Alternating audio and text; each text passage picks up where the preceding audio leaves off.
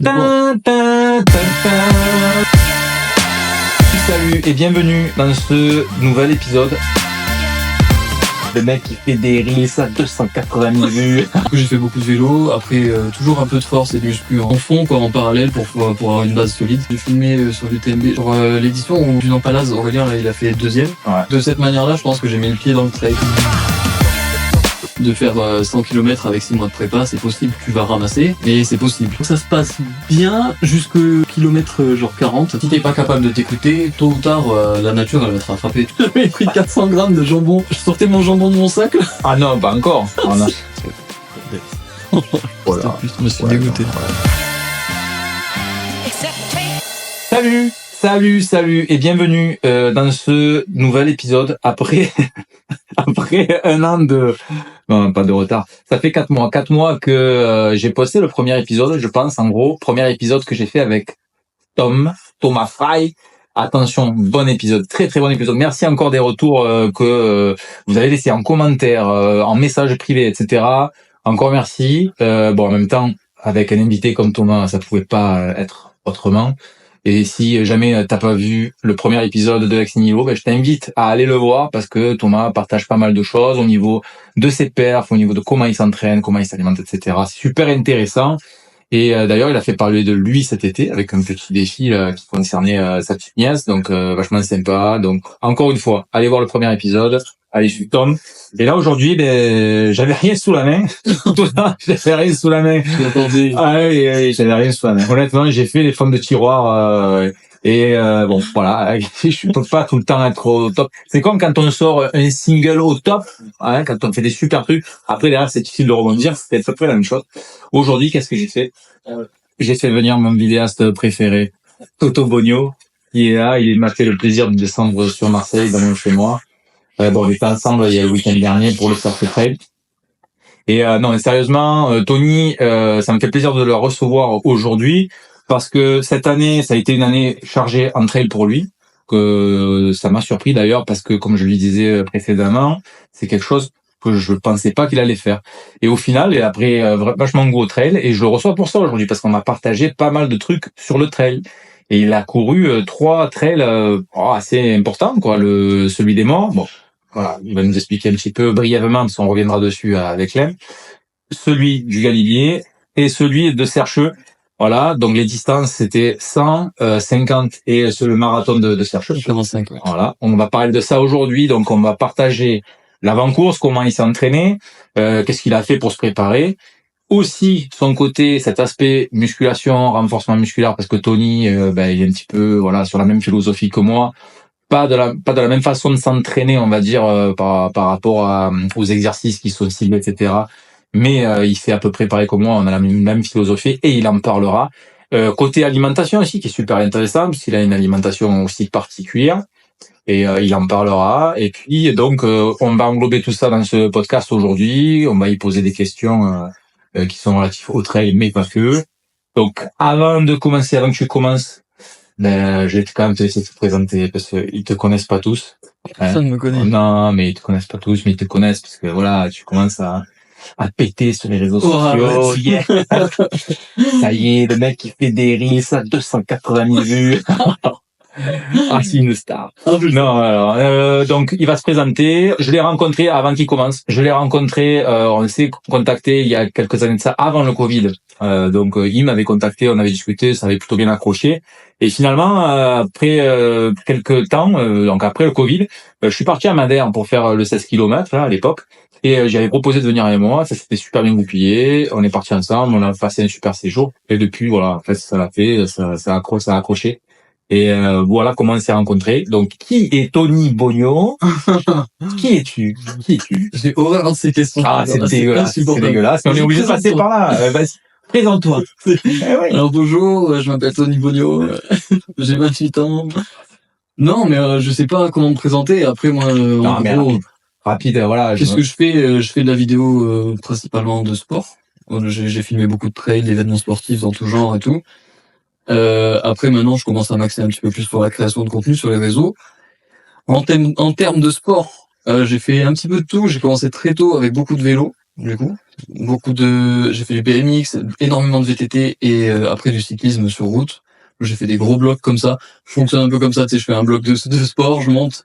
Après, dès que j'atteins un niveau où ça me saoule, je me considère assez bon, je passe à autre chose. Ouais, j'avais suivi, ça va. Du coup, j'ai fait beaucoup de vélo. Après, toujours un peu de force et de muscu en fond, quoi, en parallèle pour avoir une base solide.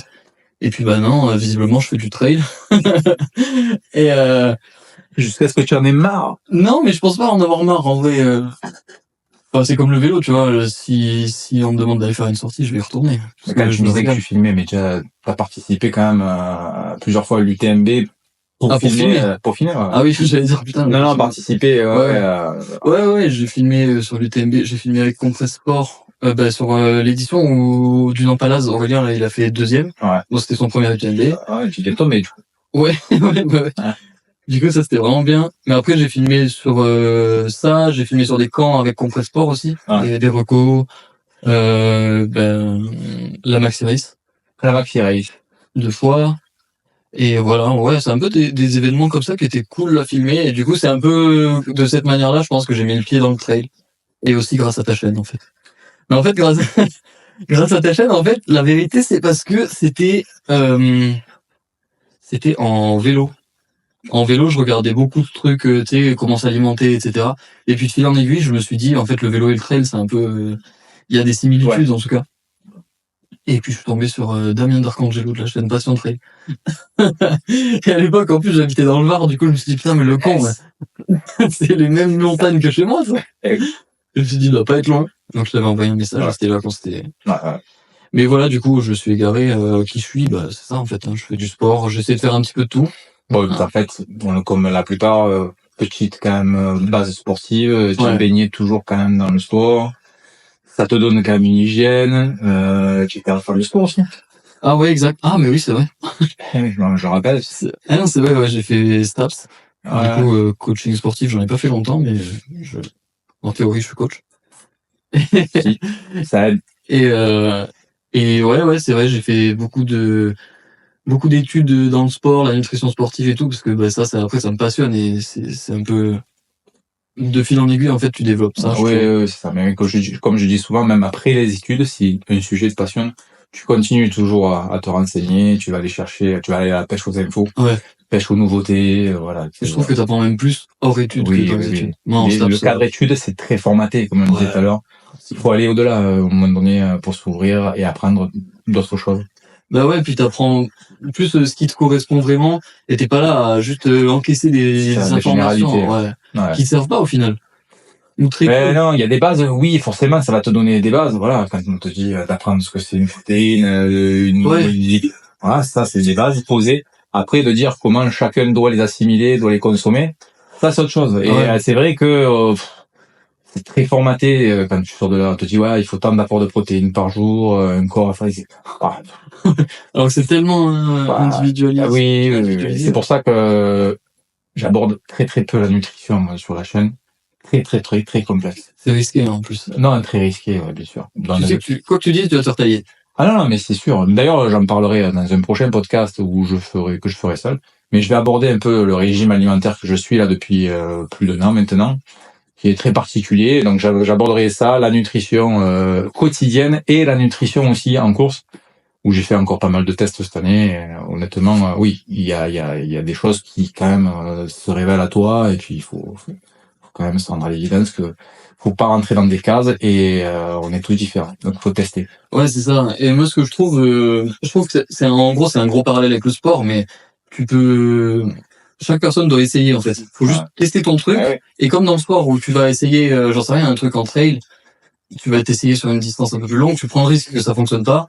Mais il faut essayer. C'est ça, en fait, si t'essayes pas et que faut pas faire comme Tony, arriver à Sercheux et dire, putain, fais voir ton gel. Fais voir le Morten 160, là, c'est bien ça, vas-y, fais péter. Ça, il faut pas faire, par exemple. Les chaussures aussi. Chaussures neuves aussi, voilà. Bon, on va en reparler de toute façon. Bref, allez, petit aparté terminé. Il vient de se présenter, chose qui est très bien déjà. J'ai mal fait, mais... Non, ça va, tu sous-estimes pas. Non, mais en gros, j'essaye plein de sports. Moi, j'ai envie d'être... Bien chaussettes. J'ai envie d'être bon dans plein de sports différents. Voilà. Et c'est mon objectif. Et aussi. claquettes, chaussettes. C'est VS. J'ai capté. Tu connais, claquettes, chaussettes, tu connais. Alors, en fait, ce qui est intéressant, et ce pourquoi les gens vont peut-être regarder la vidéo, et parce que je vais la titrer, je pense comme ça, c'est par rapport aujourd'hui, jusqu'à aujourd'hui, on est le 12, on est le 12 septembre. Donc jusqu'à aujourd'hui, il a effectué 3 trails, c'est ça? Tu as fait 3,5 si on compte pas le premier. Non, on va dire 3 parce que tu as fait 60 bornes en gros sur le premier. Donc 3 trails assez importants. Le premier pour lequel il s'est préparé pendant plusieurs mois. Ouais, C'est d'ailleurs moi qui avais fait la planification, qui était très horrible, parce que très très chiante en fait au final. Mais bon, il fallait faire du volume parce qu'il partait de zéro.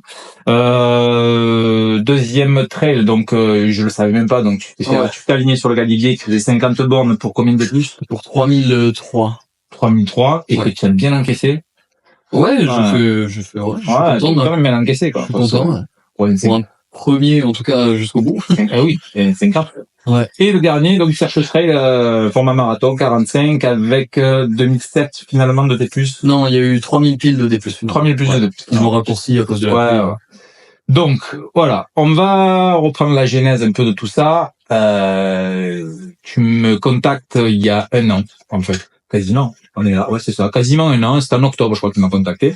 Pour me dire, voilà, je suis chaud, je veux m'aligner sur un 100 km avec Clem. Exact. Donc Clem, qu'on reverra bientôt, j'espère. Et du coup, on est chaud. Voilà. On est chaud. J'ai jamais fait de trail de ma vie. Clem encore moins. Il a jamais fait de sport d'endurance. Mais on va faire un 100. Il se chauffe. J'ai dit, ok, mais ça va être dur. C'est débile. Déjà, parce que c'est pas du tout ce que je conseille. Mais il est bien en tête. Donc, je voulais faire son 100 km avec une base qui pour lui était un peu moins difficile à appréhender parce que tu avais déjà une base de sport d'endurance avec le vélo, avec quand même une bonne caisse. Ah oui, ça, voilà. Ça, c'est sûr. Mais Clem, c'était de très très loin, donc c'était beaucoup plus compliqué. Donc, tu veux faire le 100 bornes déjà. Exact. Donc pourquoi d'un coup toi tu t'es senti de faire le 100 bornes et comment tu as vécu la préparation du 100 bornes? Donc on va faire comme ça. Ouais. En fait, pourquoi le 100 bornes? En vrai, c'est parce que j'avais Thomas là, tu sais, qui a la salle Collective Movement à Toulon. Il m'en avait parlé. Et du coup, j'ai dit vas-y, je suis chaud et il y a moyen d'en faire une vidéo avec Clem, tu vois. Ouais. Moi, j'ai toujours aimé les sports d'endurance. Là, j'avais un peu arrêté. Et puis le fait qu'il me propose ça m'a remis dedans. Et je me suis dit bah vas-y, on essaie de faire un truc où on montre toute la prépa, toute l'évolution. Et puis je pense qu'une vidéo finale sur la chaîne de Clem avec je pars de 0 à 100 en trail, tu vois. C'est ça. Je trouvais ça drôle, 0 à 100, voilà. Et en fait, j'ai pas cherché beaucoup plus loin. Non, mais c'est vrai que c'est un gros challenge. Ouais, et puis je pense que c'est possible, en fait, de faire 100 km avec 6 mois de prépa, c'est possible, tu vas ramasser, mais c'est possible. Ouais. C'est pas conseillé, tu prendras pas de plaisir, ça c'est certain. On va en parler aussi, ouais. Mais tu peux le faire. Et du coup, je me suis dit, vas-y, feu, on se lance là-dessus. Et on avait forcément besoin d'un coach parce que nous, en fait, j'aurais pu m'occuper de la prépa et faire la séance. Le travail pour se décharger. En fait, c'est ça. C'est surtout pour pas avoir à réfléchir à ok, j'ai telle séance à faire. Et c'est ça le confort d'un coach, en fait. Oui, c'est trop bien. Donc là, moi, je t'ai proposé. Tu m'as dit qu'on était débiles, mais que ça t'intéressait. et partant de là, voilà, on a commencé la prépa. Prépa qui était vraiment chiante, comme t'as dit, parce que ça c'est de l'ultra. Vu qu'on n'avait pas de base, il faut faire du volume pour préparer les tendons, les articulations et la caisse que Clem avait moins que moi. Ouais. Mais bon, dans tous les cas, moi, il fallait que je le fasse aussi. Et voilà, on a fait beaucoup de volume. C'était infernal. En plus, c'était pendant l'hiver, il pleuvait tout le temps, ça me pétait les couilles. Voilà. Donc ça, c'était difficile mentalement, mais physiquement, ça allait. Physiquement, on était très bien parce que t'as accumulé le volume graduellement. Ouais. Et ça, c'était vraiment bien. Mais il y avait rien de sexy, quoi. C'est ça, allez, vous allez courir 1 heure, puis après 1 heure et quart, puis 2, puis 3, puis 4. De temps en temps, il y a un week-end choc qui pète les couilles. Donc, c'était pas intéressant. Et au début... Plus de dôme, quoi, celui-là. Bon, je voulais pas tailler... tu me lances là-dessus. Je voulais pas tailler Clermont-Ferrand, mais... Ouais, alors Clem, on est désolé, on n'est pas natif de là-bas. Alors moi, j'y ai pas vécu, mais c'est vrai que c'est pas très sexy. Non, parce que la vraie histoire, c'est que j'ai fait une coloc avec Clem. Et du coup, dans la coloc, forcément, on est à Clermont-Ferrand. Là où est né Clem et là où il reste. Et Clermont, déjà, bon, voilà. Mais l'hiver, c'est dur. Et faire du trail, là, clairement, en hiver, enfin, moi, mentalement, ça m'a pesé. Clem, moins, parce qu'il se régalait. Non, mais Le mec, c'est une grenouille. non, mais c'est vrai, quand t'es natif d'un endroit, c'est vraiment, moi, je dis pas que c'est pourri, je dis pas que, non, je dis que moi, je peux pas m'y faire. C'est-à-dire que, Ouais. je me dis, déjà là, quand je dois courir longtemps sur Marseille, bon, je te dis, il y a le bord de mer et tout, donc ça va. Mais quand je dois partir plutôt de ce côté-là, côté, chaîne de l'Étoile, Montade, là, Ouais. bien d'ailleurs. Ouais. Tu te fais chier, hein, et pourtant, bon. Ouais, mais t'as le soleil. J'ai le soleil. Je te jure, ça joue tellement sur le mental. Non, bien sûr, non, ça aussi. Vitamine D. Ouais, c'est ça. Je connais. J'ai capté, frère. Et alors que, clairement, c'est quoi? C'est le Puy-de-Dôme. Et en fait, si tu fais pas le Puy-de-Dôme, tu fais, t'as le Sancy, c'est pareil. De toute façon, on pouvait pas parce qu'il y avait de la neige. Après, t'as le Puy de Pariou. Alors voilà, on faisait Pariou, Puy-de-Dôme, c'est bon. Même pas dire, je fais du ski de rando parce qu'il y a pas assez de neige. Ben non. C'est juste pour la neige pour casser les coups. C'est ça. Et du coup, bon voilà, moi ça, je l'ai mal vécu mentalement parce que c'était très exigeant pour moi de me dire, allez, aujourd'hui, t'as tant de dénivelé à faire, tant de kilomètres, tu sors. Et quand tu sors, t'ouvres la porte et il pleut, c'est tout gris et tout. Non, ça fait mal à la tête quand même. Donc ça, ouais, ça me gonflait. Et mais sinon, accumuler du volume, c'était bien. Par moment, quand même, je me souviens qu'avec Clem, on se disait, putain, là, ça serait bien de mettre un peu d'intensité, tu vois. Ouais, mais je l'avais proposé au départ. Au début. Mais, ouais. Mais en fait, au début, on n'était pas prêt du tout. Ouais. Parce que quand il y avait des séances avec de l'intensité, nous, il nous fallait 4-5 jours pour récupérer. Parce qu'on avait mal au tendon. Et c'était pas optimal pour nous. C'est pour ça qu'après, on t'en a parlé et toi, t'as ajusté et tu nous as fait faire juste de l'endurance fondamentale, quoi. Ouais. Ah oui, clairement. Après, les petites accélérations au fur et à mesure. Mais c'est vrai que vers le milieu, j'ai commencé, donc au niveau de la programmation, à vous intégrer les accélérations, de faire des 1 minute où tu rentres dans un rythme. Voilà. Mais par contre, c'est vrai que de base, moi, je suis plus adepte de travailler de l'intensité et de faire après du volume en périphérie, un peu le système dont je me suis servi pendant des années là, celui de Véronique Billard, de travailler vraiment des qualités à chaque séance et de faire du volume petit à petit quand on se rapproche de l'échéance. Mais là, il y avait tellement de volume à faire par rapport au fait qu'ils partaient de très loin pour préparer tendons et tout, que même l'intensité au tout début c'était compliqué, il fallait vraiment démarrer avec des petites séances d'intensité, donc j'avais pas trop le temps parce qu'il fallait que je les mette sur du volume, quoi. Donc on n'a pas pu trop travailler au niveau de l'intensité, ce qui fait que ça a rendu vraiment la programmation très très très monotone, chiante. Ouais, chiante, ouais, c'est le mot. Hein. C'est chiant. Mais bon, après, oui, nous on partait sur le but, c'était terminer la course. Et c'était terminer la course en étant dans la barrière horaire. Ah ouais, dans la barrière. Parce qu'on avait des doutes déjà. La barrière horaire qui était de 20h30 pour faire 100 bornes avec 2007 de D+, je crois. Non, plus. 3007. Non, plus 4, vous étiez presque à... Ouais, 3007. Ah non, en plus 3007. Ouais, 4000. Ouais, c'est ça. Il y avait 3007. 3007. Ouais, mais donc sur 100 bornes, c'est roulant. Oui, c'est vrai. Mais nous, on était... c'était limite, on se disait, putain, c'est impossible de terminer en 20h30. Donc ouais, c'est vrai que c'était un peu le challenge, accumuler beaucoup de volume pour pouvoir supporter 20 heures de course d'affilée. Ouais. Et mais tout en étant capable avec l'alimentation. Ça voilà. Pas, parce que ça c'est pareil. Ça aussi ça a été. Ça en partait de zéro, mais alors. Donc pour résumer, en fait, la préparation donc du sang, c'était vraiment hyper progressif, très monotone. Donc c'est juste de l'accumulation au fil des semaines, des heures de running. En croisée, je pouvais pas trop mettre parce que je pouvais pas vraiment faire du vélo. C'était très compliqué, donc c'était que de la course à pied. Donc il y avait pas plus classique que ça. Donc ça montait progressivement. J'ai après un petit peu intégré des petits fractionnés. Oui, exact. Voilà, il y avait des trucs spéciaux dénivelés. Mais tout était progressif autant dans la durée de l'effort. Alors moi je calcule plus en durée d'effort que en kilomètres parcourus parce que bon pour le trail c'est beaucoup plus pratique. Et en dénivelé parcouru, quoi. C'est durée d'effort et des plus parcourus dans la semaine. Donc tout était progressif en fait, tout bêtement. Et bon après c'est vrai que je sais qu'ils arrivaient à la fin quand on faisait des petits week-end shocks et tout, arrivé à la fin ils en pouvaient plus, c'était hyper barbant, il y a rien de sexy, quoi. Non, puis oui, on n'était pas prêts. Enfin, c'était trop court. Ouais, c'était trop court. Pour notre niveau, en tout cas, c'était trop court. Ouais, trop court. C'est pour ça que c'est important qu'on nous souligne parce qu'au final, quand je te disais que c'était débile, c'est on se rend pas compte de tout ce qu'il y a à mettre en place. Et notamment là, on parle d'entraînement, donc rien, les tendons pas prêts, muscles, tendons pas prêts, dans tous les tissus, faut les articulations, faut tout mettre en place. Donc ça prend du temps, physiologiquement parlant. L'alimentation, c'est vraiment pas à négliger, et c'est ce à quoi ils se sont confrontés en fait. Qu'est-ce qu'on prend pas, à base de sucre, à base de gras, voilà. C'est non, mais voilà, il y a eu des tests, mais c'est hyper long pour tester, pour savoir ce qui va nous convenir. Donc là pour la ligne, au final, vous étiez parti sur. Alors en fait, on a fait plusieurs trucs en alimentation. Je me souviens du premier Weekend Shock où on devait faire en gros 2 fois 20 bornes, quelque chose comme ça.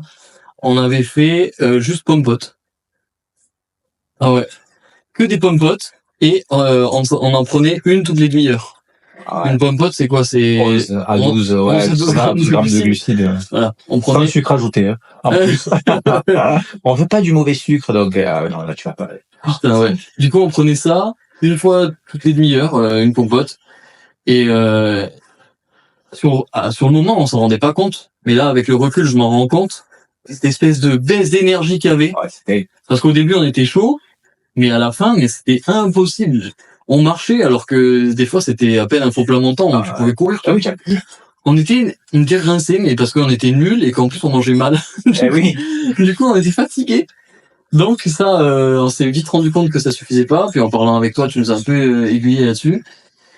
Moi, peut-être on y reviendra après, mais j'ai mon alimentation qui est un peu différente de. Ouais, du commun des mortels. Ouais, et encore ça commence à beaucoup se démocratiser maintenant dans le sport des forces et tout ça. Mais Ouais.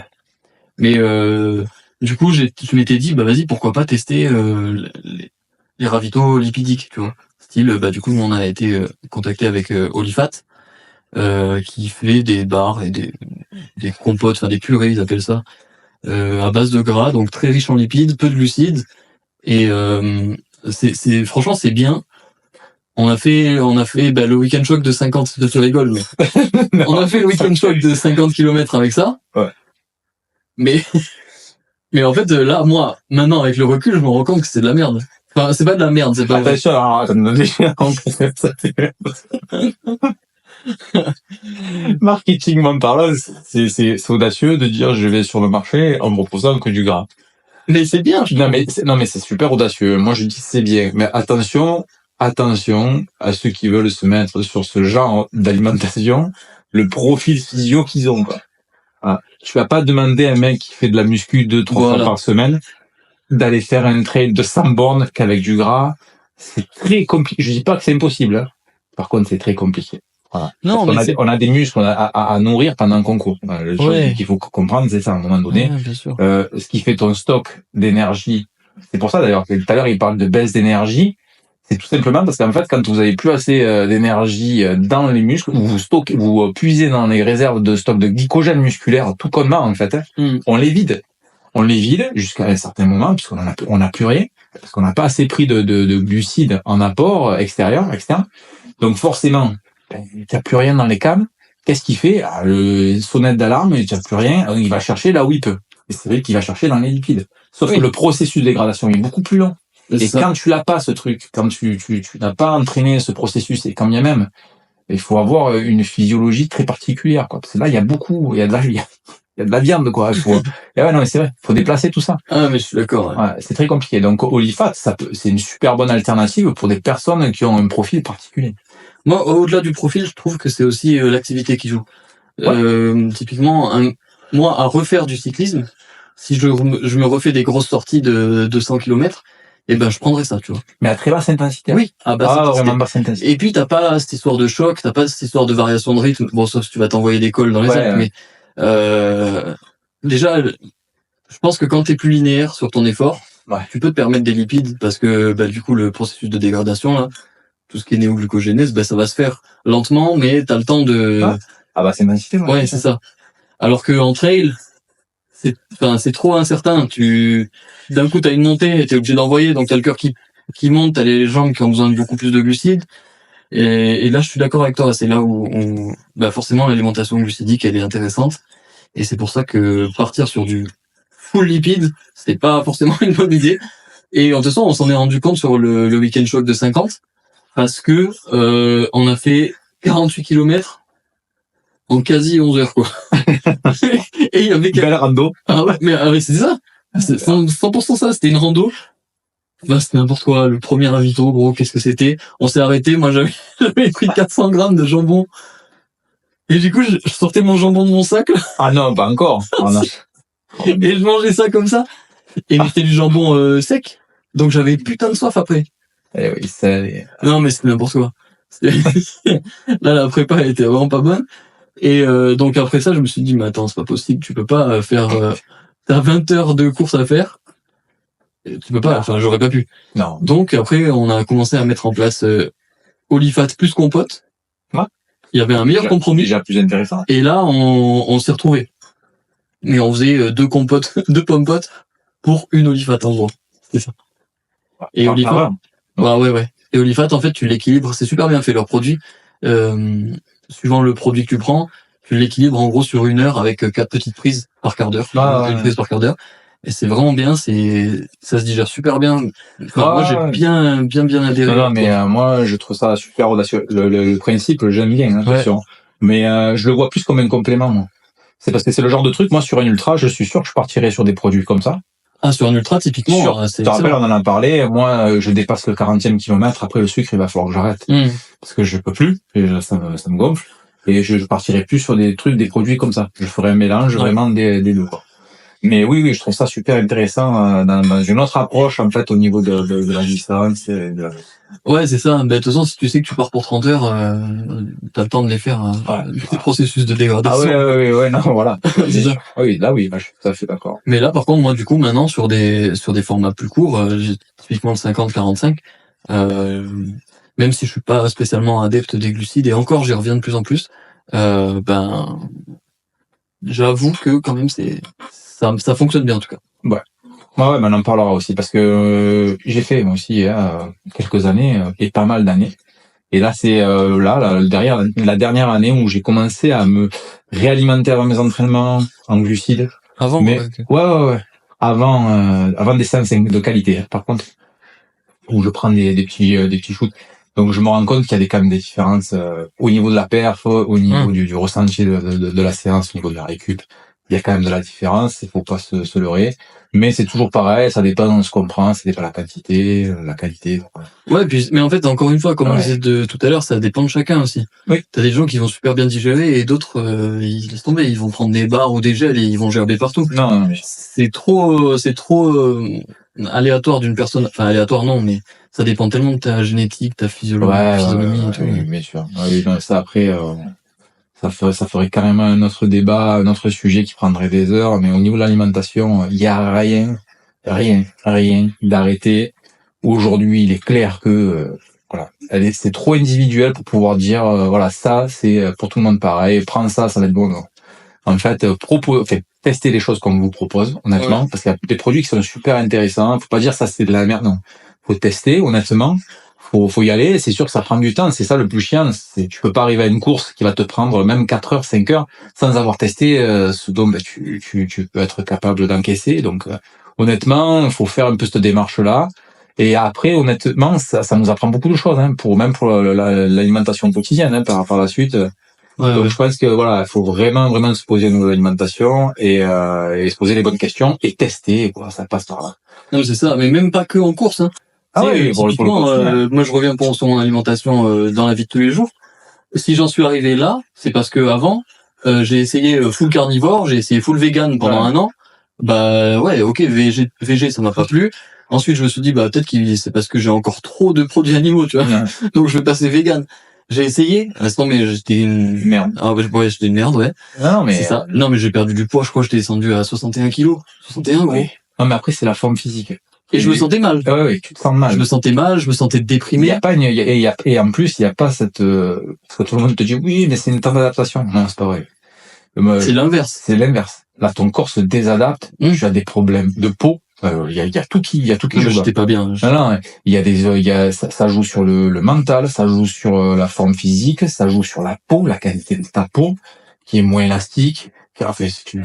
personnellement, moi je parle à mon cas parce qu'il y a des gens qui ça peut très bien réussir. Hein. Ah oui, bien sûr. Mais, non, mais c'est ça. moi le tout vegan, c'est même pas la peine. Des problèmes intestinaux, laisse tomber. Mais puis même, t'es obligé de manger des quantités astronomiques si tu veux avoir un minimum de protéines. Oui, du coup, t'arrives pas à les digérer. Les protéines que t'arrives pas à les assimiler. Du coup, tu récupères mal de tes entraînements. T'as pas envie d'aller t'entraîner. T'as une baisse de testo monstrueuse. T'as plus envie de baiser. T'as plus rien envie. Et c'est vraiment mentalement, moi, j'étais vraiment pas bien et j'étais vraiment en déprime, pas dépression, mais déprime. Et après, je me suis dit bon bah vas-y, t'as fait l'extrême, bah tu vas faire l'autre extrême. Ouais. J'ai fait full carnivore. Ouais. Et full carnivore, par contre là, du coup, je me suis vraiment bien senti. Et putain, là, t'as une énergie de fou parce que t'as pas de problème de digestion. Enfin, je dis tu, mais c'était moi. Moi, en tout cas, ça m'a super bien réussi. Pas de problème de digestion. J'ai repris du muscle, j'ai repris de l'envie de m'entraîner, j'ai repris juste de l'énergie dans la vie de tous les jours. T'as envie de faire des projets, t'as envie de conquérir le monde, tu vois. Non. Et je trouve ça trop bien. Mais quand tu dis full carnivore, tu manges que de la viande vraiment full 100%. J'ai fait un peu comme il fait Jordan Peterson là, avec sa fille. Ça mange que du bœuf. Ouais. J'ai fait cette transition-là, vraiment à faire que de la viande, vraiment, parce que je me suis dit, on va repartir d'une base. En fait, j'avais tellement de problèmes digestifs. Mais mais en pagaille, je te jure, c'était... Ouais, pareil, moi j'en ai aussi. J'en parlerai de toute façon, mais moi je suis pas à 100% carnivore, je mange un peu de fruits, de temps en temps ça m'arrive pour manger un peu de fruits, mais je suis pas 100% carnivore. J'ai essayé le 100% carnivore, après à un moment donné, non, je peux pas. Mais oui, j'en mange quand même, je mange quasiment que de la viande, accompagnée de fruits. Ouais. Et là, j'ai trouvé mon équilibre. Et plus de problèmes digestifs. Mais après, j'en parlerai une autre fois. Mais c'est exactement ce que j'allais dire, vu qu'on avait beaucoup, toi comme moi, du coup, j'avais beaucoup de problèmes digestifs. Donc, tu dis, qu'est-ce que j'arrive à digérer? Et que je suis sûr de digérer tout le temps. Bah, moi, c'était le bœuf. Et chez beaucoup de personnes, de toute façon, c'est le bœuf parce que t'as tout ce qu'il faut pour bien digérer. Il n'y a pas de raison que ça se passe mal. Donc, je suis parti de cette base-là. Je me suis dit, bah, vas-y, je vais manger que ça pendant un moment pour rééquilibrer mon transit, etc. Tout se passait bien. Et après, je me suis dit, bah, vas-y, rajoute des œufs. Si t'as des problèmes digestifs, c'est que c'est les œufs le problème. Parce que la viande, ça passait. Les œufs sont passés. Ensuite, j'ai rajouté du poisson. J'ai vu, le poisson, des fois, ça passe pas. Donc, j'enlève le poisson. Après, j'ai remis des légumes. Les légumes, ça passe pas. Ça dégage. Et par contre, les fruits, ok. Et j'en suis venu aux même conclusion que toi. En fait, maintenant, j'ai viande, œufs, fruits, pommes de terre. Du riz de temps en temps, mais je suis pas fan des céréales de toute manière. Donc, pommes de terre, et voilà. Viande, œufs, fruits. On est là, pour le coup. Là où ça marque une différence, c'est que moi, la pomme de terre, je sais qu'elle me fait mal. Ok, tu vois. Voilà, moi, il y a quelque chose qui passe pas avec la pomme de terre. Quoi, j'en sais rien, je pourrais pas le dire. Mais j'adore tous les légumes. De toute façon, je mange des légumes depuis je suis mignon. Et j'ai toujours adoré tous les légumes, j'aime tout, honnêtement. Mais par contre, force est de constater qu'à un moment donné, j'ai fait le constat que il y a des trucs qui passaient pas. Oui, l'ail, l'oignon, c'est le truc que je ne digère pas. Mais c'est fou. Bon, j'adore. Je vais les foutre, tu vois. Là, je vais me faire une sauce tomate en bas avec des alouettes et de la saucisse. Ce soir, je vais la tordre. Mais je sais que derrière, ça va pas très bien se passer. Donc, je me fais quand même plaisir. Mais je sais que digestivement parlant, sur la longueur, je peux pas. Voilà, donc je reste sur des trucs très simples. Là. Riz, viande, œufs, fruits. Les fruits, il y a tout qui passe. Mais par contre, les légumes, j'ai levé énormément de choses. Je ne mange quasiment plus de légumes. Voilà. Les aubergines, les légumineuses, j'adore aussi, mais ça c'est pire. Lentilles, le haricot blanc. Mon père, quand il me fait la soupe aux pistes, par exemple, truc que je mangerais, tu vois, sur la tête de mort, mais je peux pas, ça me tue. Les lentilles, les saucisses, pareil, ça me tue. Donc, à un moment donné, il faut faire un constat, il faut dire, voilà, en alimentation, ça. Les produits laitiers aussi. J'ai arrêté aussi. Ah ouais? Moi, j'en ai remis, mais fois 1000. Non, mais j'ai arrêté, on me parlait pasteurisé, cru. Ah oui, non, mais attention, moi, je parle de produits laitiers, c'est produits laitiers crus, hein. Ah, voilà. Les crus, fromage cru. Non, moi, je mange plus de yaourt, je me fais plaisir avec des chocolats chauds, parce que j'adore le chocolat chaud l'hiver, mais, plus de yaourt, plus de crème, brûlée, c'est très, très occasionnel. Ouais, mais je comprends. Mais après, de toute façon, voilà, c'est encore une fois, c'est propre à chacun, tu vois, les pommes de terre, chez moi, oui, chez toi, non. Voilà. Et faut pas, en fait, faut essayer. Exactement. Tout. Moi, faire des constats. Ça me gonfle, moi, ce truc de mettre, tu sais, tout expliquer aux gens et tout. Arrêtez d'expliquer, en fait, va faire ton truc. tente, essaye, tu vois, ça passe pas, t'arrêtes. Ah, Et ça, un truc sur la tomate, c'est que le gars expliquait, ouais, la tomate, c'est assez récent au niveau de la consommation, au niveau de l'être humain. Dedans, il y a les molécules. Alors, il a donné le nom, mais on s'en branle, en fait. mais ouais, Mange voilà. ta tomate, si tu chies partout, c'est que c'est pas bon pour Alors, toi. voilà. Et Donc, c'est toxique. Ouais. Moi, je suis pas d'accord. cette Ces théorie, trucs-là, ouais, moi non plus. Voilà. Moi, la tomate, en plus d'ailleurs, la tomate, on dit que c'est acide, on dit que c'est ci, on dit que c'est là, machin.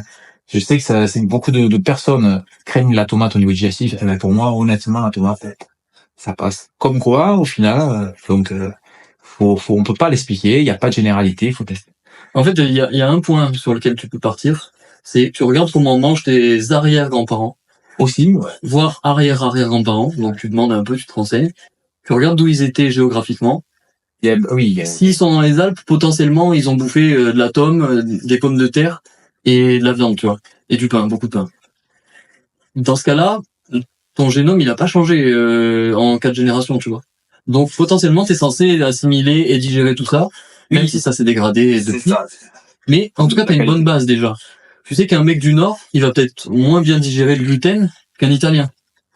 Et ça, je trouve ça super intéressant, et en tout cas, ça peut constituer une bonne base pour les gens, à mon avis. Ouais. C'est vrai que c'est une bonne base. Mais comme tu le disais, la qualité des nutriments des aliments a changé aussi. Oui, mais tu peux essayer. Ouais, c'est vrai que moi, je suis issu de l'immigration.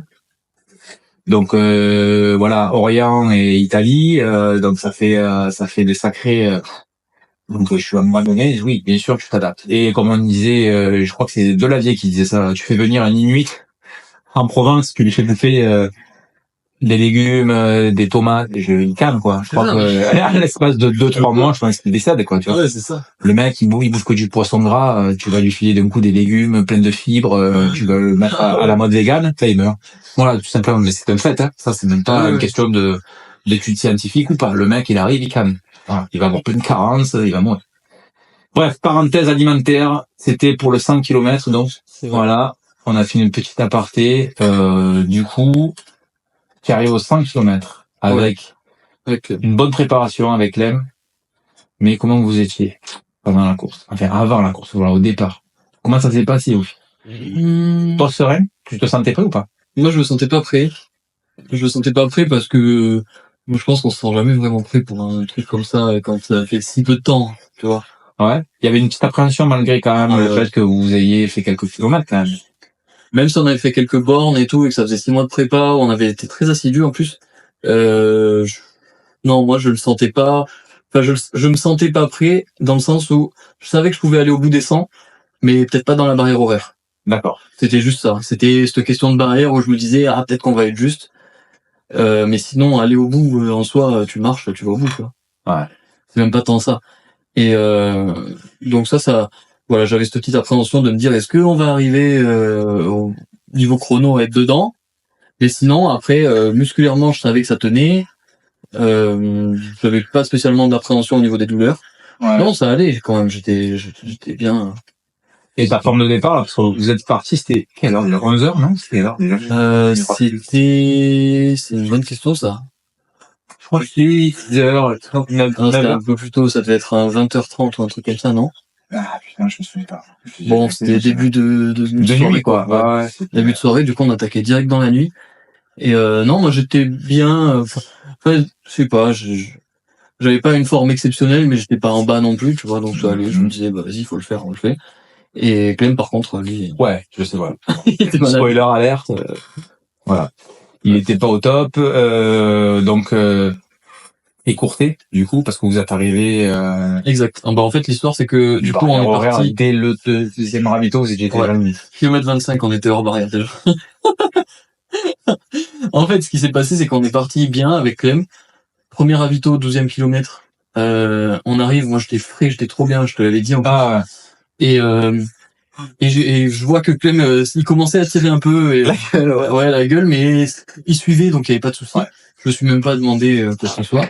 On part du ravito, et puis là, je me souviens je lui demande si ça va, il me fait, ouais, ça va. Je vais dire, ouais. Bon, ouais, ça va pas en fait. Et du coup, après, là, dans la montée pour aller jusqu'à l'antenne, du coup, je me rappelle de sa gueule. On a mis notre vie Et ouais, Il a monté. parce Parce que Clem, le pauvre, il était pas bien, il était parti malade. Il avait des problèmes de respiration et en plus, il commençait à avoir mal aux genoux. Alors là, on a dit, bon, bah, on continue. On s'était promis de rester ensemble tout le long, donc, on reste ensemble. Mais, ouais, on est arrivé kilomètre 5 en haut. Clem, il avait juste envie de s'asseoir. Et puis, de toute façon, on était hors barrière. Donc après, on a continué quand même un petit peu. Jusqu'au kilomètre 50. c'est ça, c'était kilomètre 50. Jusqu'au kilomètre 50, donc on a continué en marchant. On est arrivé au kilomètre 50, on avait quoi? On avait genre 12 heures de course, je crois, un truc comme ça pour faire 50 Je me bornes. souviens plus exactement. Bah, j'ai dit un jour, on était, ouais. Ah ouais. C'est-à-dire que si vous continuiez jusqu'à la fin, on partait sur une nouvelle nuit. C'est pas possible. non, De toute façon, ils avaient commencé à bien sûr. déballer. Ouais, non, bien sûr. Ils avaient enlevé les ravitaux. Non, et moi tout. ça m'inquiétait parce que j'ai dit putain, non, pourvu qu'ils continuent pas là-dedans, celle-là, ça risque d'être même dangereux, tu vois. Mais oui, puis de toute façon, ils nous avaient enlevé nos dossards. Ouais. Ils ont dit, bon les gars, là, de toute façon, on débalise, donc vous faites votre truc dans votre coin si vous voulez, mais nous, on s'occupe plus de vous. Cassez-vous, quoi. Donc on a dit, bah, vas-y. Chez vous, bordel. On a pris le choix, on a fait le choix de couper, ouais, et on a fini sur le parcours du 60 il se trouve qu'il passait par là, donc on a fini en marchant sur le 60. Puis voilà, on est arrivé au bout comme ça, mais pour Clem, le pauvre, putain, c'était un supplice. Il avait mal aux genoux. Ah, ça doit être terrible. Oh, la dernière descente, putain, le pauvre. Ah, ça devait être tapé, Ah, il avait trop mal. Ouais, non, là, j'avoue que ça devait être très compliqué. Et tu vois, ça, c'est la prépa, typiquement, c'est vraiment juste la prépa qui était pas assez longue, et puis, parce que Clem, alors moi, c'est bien, je suis pas lourd, tu vois. Ouais. Donc, ça va. Mais lui, il faut les assumer, les chocs à chaque fois. Et oui, non, mais après, les descentes, bon, on les néglige, mais pose de pied, impact au sol, Ah ouais. position du corps, le gainage. Et quand je dis gainage, c'est pas gainage abdo-lombaire, c'est gainage, verrouillage des genoux, verrouillage des chevilles, enfin, des hanches, il y a tout qui rentre en ligne de compte, c'est compliqué. Ça s'acquiert pas en 2 mois, 3 mois, 4 mois de prépa. Ah, c'est long. Sur des longues distances comme ça, faut que tout soit prépa. Ça prend du temps. Ouais, c'est long, il en a fait les frais du coup. Ah oui, Ça l'a un petit peu vacciné. Donc du coup, là, toi derrière, vous finissez. Ouais. C'est quoi ton ressentiment après Moi, j'étais frustré parce que du coup, je suis arrivé au 60. Jus, donc toi encore, ouais. tu aurais pu aller au bout. Ouais, en fait, étant donné qu'on a marché tout le long avec Clem, à partir du 20 km, en gros, du 20e, on a marché. Donc, on a fait 40 bornes en marchant. Donc, moi, j'étais encore bien, tu vois. J'étais fatigué de la nuit blanche, mais j'étais bien et je savais que je pouvais courir. J'aurais pu aller au bout des 100, je suis quasi sûr. Ouais. J'aurais mis ma vie, mais j'y serais arrivé. Et du coup, quand j'arrive, je suis trop content parce qu'on a fait ça ensemble quand même et je suis resté avec lui jusqu'au bout. Et ça, c'est quand même... Tu vois, je suis trop fier qu'on ait fait ça ensemble. Mais malgré tout, je me suis dit, putain, t'es parti sur 100, t'as pas fait 100. Et ça, moi... L'échec. Ouais, je l'ai vécu un peu comme un échec, tu vois. Ouais. Même si, encore une fois, je suis content d'avoir tenu ma promesse avec Clem. Ouais. Mais ouais, je l'ai vécu mais c'est un échec au final qui est pas... qui t'incombre pas directement. Il y a quand même le fait que vous étiez ensemble et que vous étiez fait la promesse. Donc oui, c'est ça. Quelque part, c'est frustrant par rapport au fait que tu pouvais continuer, que tu avais quand même le jus, et que tu sais pas, combien tu aurais fait faire, en combien de temps, etc. Tu n'as pas pu te donner à 100%. Oui, c'est ça. Mais finalement, je préfère, tu vois, avec du recul, je préfère 100 fois avoir vécu ça avec Clem et être allé au bout et me dire, bon, bah, c'est trop bien, j'ai fait cette aventure de A à Z avec Clem. Ça nous a renforcé notre amitié fois 1000, tu vois. Donc, on a vraiment vécu ça à fond. Plutôt que de dire, bon, bah, tu marches, vas-y, je me taille. Continue à galérer dans ta forêt, moi je cours, tu vois. Dès que tu croises un assistant. Eh ouais, non, c'est pas ça. Moi, c'était un peu impensable. Donc, non, je suis plus fier d'avoir continué avec lui plutôt que d'avoir arrêté. Mais non, voilà, il y a quand même ce petit sentiment de me dire. C'est pour ça, alors, du coup, pour enchaîner, que tu t'es rabattu assez rapidement sur une autre course, quoi. Ouais, c'est ça. Ben après, du coup, j'ai continué à courir un petit peu dans mon coin, je continue à faire des sommets et tout. Ouais, tu as gardé le truc. Donc ça t'a pas forcément de temps, tu le faisais vraiment au plaisir.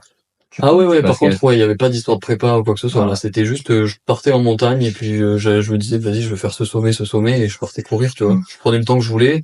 Dès que je voulais marcher, je marchais. Dès que je voulais aller vite, je vais aller vite. Vraiment du fartlek, en fait. Et moi, c'est ce qui me correspond le plus. Plaisir, c'est ça. Et donc, j'ai fait que ça.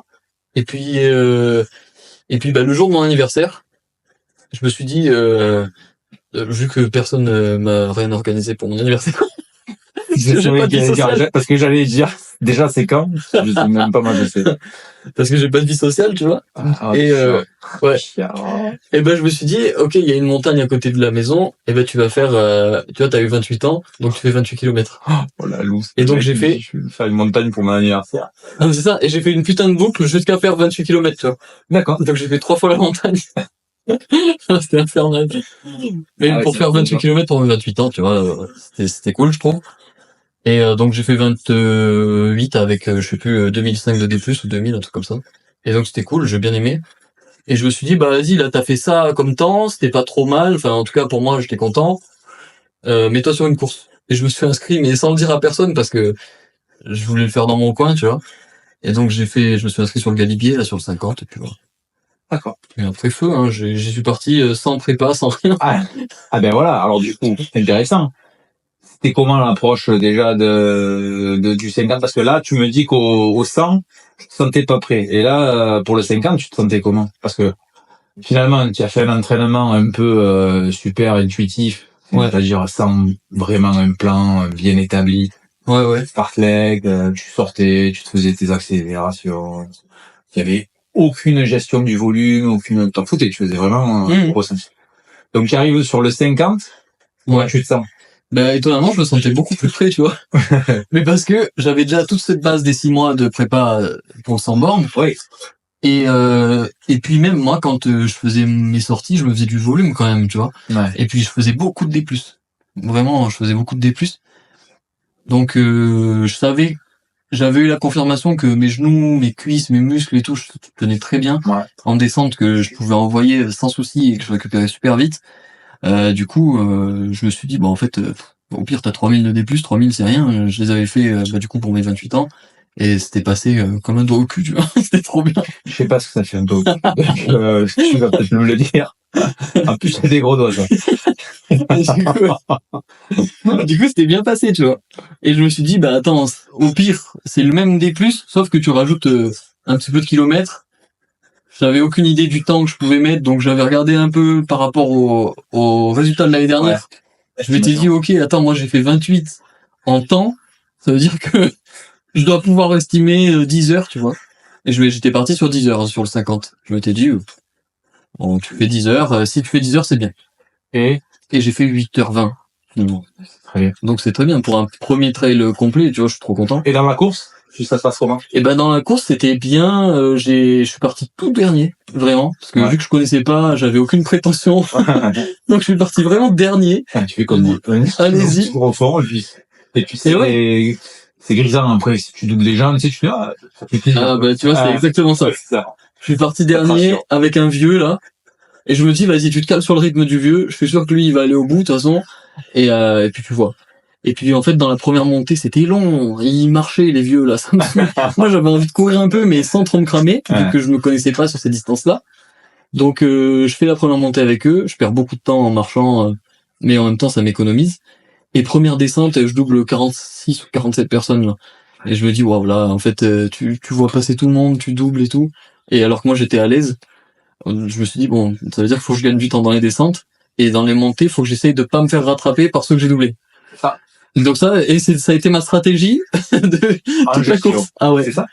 Et donc j'ai fait ça.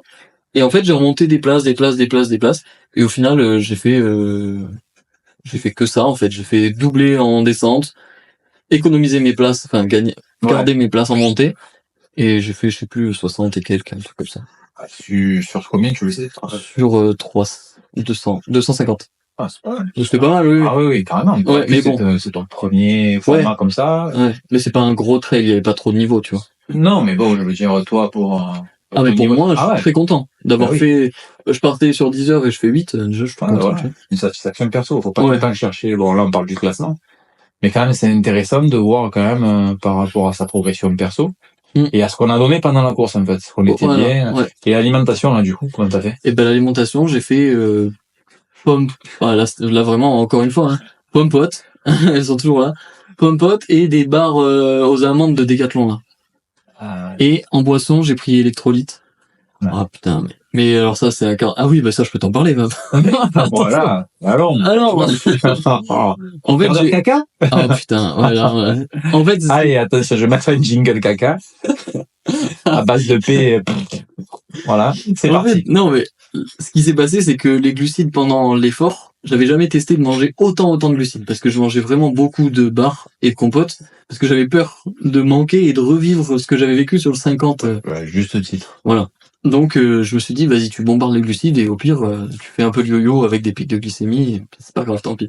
Sur les ravitaux, je mangeais rien, je buvais que de l'eau plate, j'osais pas prendre du coca, bref, je mangeais que mes compotes et mes bars, je voulais rien d'autre. Et donc ça se passe bien jusqu'au kilomètre genre 40, un truc comme ça. Ouais. Et là, je sens que je commence à péter sans arrêt. Et je me dis, waouh! Eh ben, heureusement qu'il Avec reste ou sans que- odeur? Moi, je vais pas pour demander ça derrière. Tu avais pas le ventre de dos, du coup, qui te ramène le, Non. non, ouais, ça te, J'allais trop vite. Non, et du coup, plus là, vite que le vent. je sentais que ça commençait un peu à ballonner et tout, tu vois. Je me dis, bon, vas-y, il reste 10 bornes, commence pas à te chier dessus maintenant, tu fonces et puis tu verras à l'arrivée. J'arrive à l'arrivée, mon pauvre. Oh. J'étais incapable de tenir debout sans serrer les fesses. Je te jure, j'avais envie de chier, mais infernal. L'anecdote caca. Et du coup, il y avait des toilettes turques. Ah, je me suis mis en squat profond pendant un quart d'heure et vraiment, je te jure, c'est horrible parce que je me suis vidé, mais... Et en fait, je pense que c'est le contre-coup de tous ces glucides, plus tous les chocs et tout, et la remontée de l'afflux sanguin au niveau de l'estomac. Peut-être. Et là, ouah, mais vraiment, c'était une La purge. boisson, tu l'avais testé avant? Ou Mais pas? non, mais j'ai rien testé Ah avant. oui, tu l'as testé, ok. Ah oui, peut-être la boisson aussi. Parce que moi, j'ai fait l'erreur de partir l'année dernière sur le trail de Vars avec une boisson à base de malto, de décathlon, j'aurais ouais. jamais dû faire ça. Ouais, mais toi, c'était des sucres. Moi, c'était juste... Malto, hein. Ouais. Je voulais tester, bon, c'est catastrophe. Mais remarque, c'est possible que ce soit ça. Oui, au bout d'un moment, après, moi, je sais que Ah, je sais pas. il Mais faut pas surcharger. Ouais. En fait, c'est la surcharge de produits glucidiques un peu irritants. Ouais. Il y a ça aussi qui peut rentrer en ligne de compte. Donc, bon, là, tu as fait les frais, quoi. Ouais, voilà. je me suis purgé, là. Tu t'es purgé, bah, ça t'a Et fait pendant 3 jours encore derrière, hein. Ah, voilà, d'accord. Ouah, non, mais c'était vraiment, c'est un carnage. Ah oui, d'accord. Tout ce que je bouffais, mais dans le quart d'heure, ça sortait. Un oiseau. Mais, c'est ça. Manjakaga, comme on dit. C'était infernal. Ah, putain. Voilà. Et du coup, ça vraiment, c'est le seul point négatif. Et si, une douleur au pied, mais, enfin, douleur, je m'entends. Genre, juste, le lendemain, quoi. Parce que j'avais pas les bonnes chaussures. Je l'ai parti avec Ouais, les on chaussures. va en parler d'ailleurs. C'est vrai, on va parler matos après. C'est vrai Ouais. qu'on en a pas parlé. Mais on va en parler juste après. Donc, là, tu me dis qu'au niveau récup du 50, ça allait, tu te sentais fatigué? Ouais, j'étais fatigué, ouais, j'ai mal récupéré, j'ai trop vite repris. D'accord. Je sais que j'ai trop vite repris. J'ai mal dormi, enfin, j'ai mal mangé, bah, du coup, parce que je pouvais pas trop au début, puis après, je me suis dit, ouais, de toute façon, mange comme avant. Et vu que avant, je suis en déficit calorique, je continuais dans mon déficit calorique, alors que j'avais besoin de manger plus. Enfin, bon, bref. Bah, de toute façon, je fais mes expériences, tu vois. Ouais. Et du coup, je sais que j'ai mis longtemps à récupérer. Il m'a fallu franchement un bon mois pour revenir correctement, alors que c'était qu'à 50 km, tu vois. On dirait que j'ai fait du TMB. Donc, j'ai mal géré l'après. Ça, c'est C'est certain. mal géré après. Ah, Donc, c'est sûr. la phase de récup qui est quand même assez importante et on va en reparler après pour Bah, pour le le trail de 48. Sercheux. Ah ouais, là, par contre, rien à voir. Voilà. 45. Donc, combien de temps entre le 50 et Un celui mois. de Sercheux? Un mois tout pile. Un mois tout pile? Ouais. Et prépa, qu'est-ce que tu as fait? Rien. J'ai pas couru une fois. J'ai tout misé sur le... Tout misé sur la surcompensation. Il a tout misé sur la surcompensation. Qu'est-ce que tu as fait pour te préparer? Ah, j'ai fait 2 footings et de la marche, là, de C'est quelques vrai. kilomètres. Non, c'est vrai, je mens, parce que j'ai couru sur les quais à Lyon, là. J'ai fait 7 km. Bien. Et Non, 2-3 fakes de footing pour les reels. Hein. Oui, bah ça, oui, non, mais... Voilà. Mais donc, ouais, zéro prépa. Zéro prépa entre les deux trails, en tout cas, sauf de la muscu. Mais pas pour pas pour les jambes, en fait. Je fais des muscle-up et des 90 push-ups. Voilà.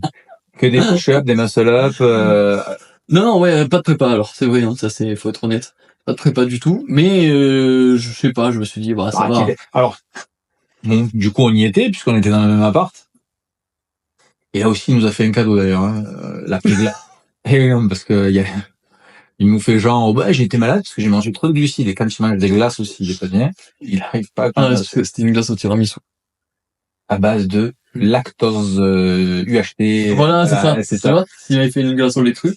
Donc, on était dans le même appart. Et c'est vrai que la veille, t'es pas... Tu me disais, ah putain, je suis quand même... Ah ouais, c'est vrai. Non, parce que j'étais très fatigué. Ouais, t'es fatigué, hein. J'étais T'es très fatigué, t'es pas... Alors, pas que t'es pas confiant, mais t'es pas super... voilà.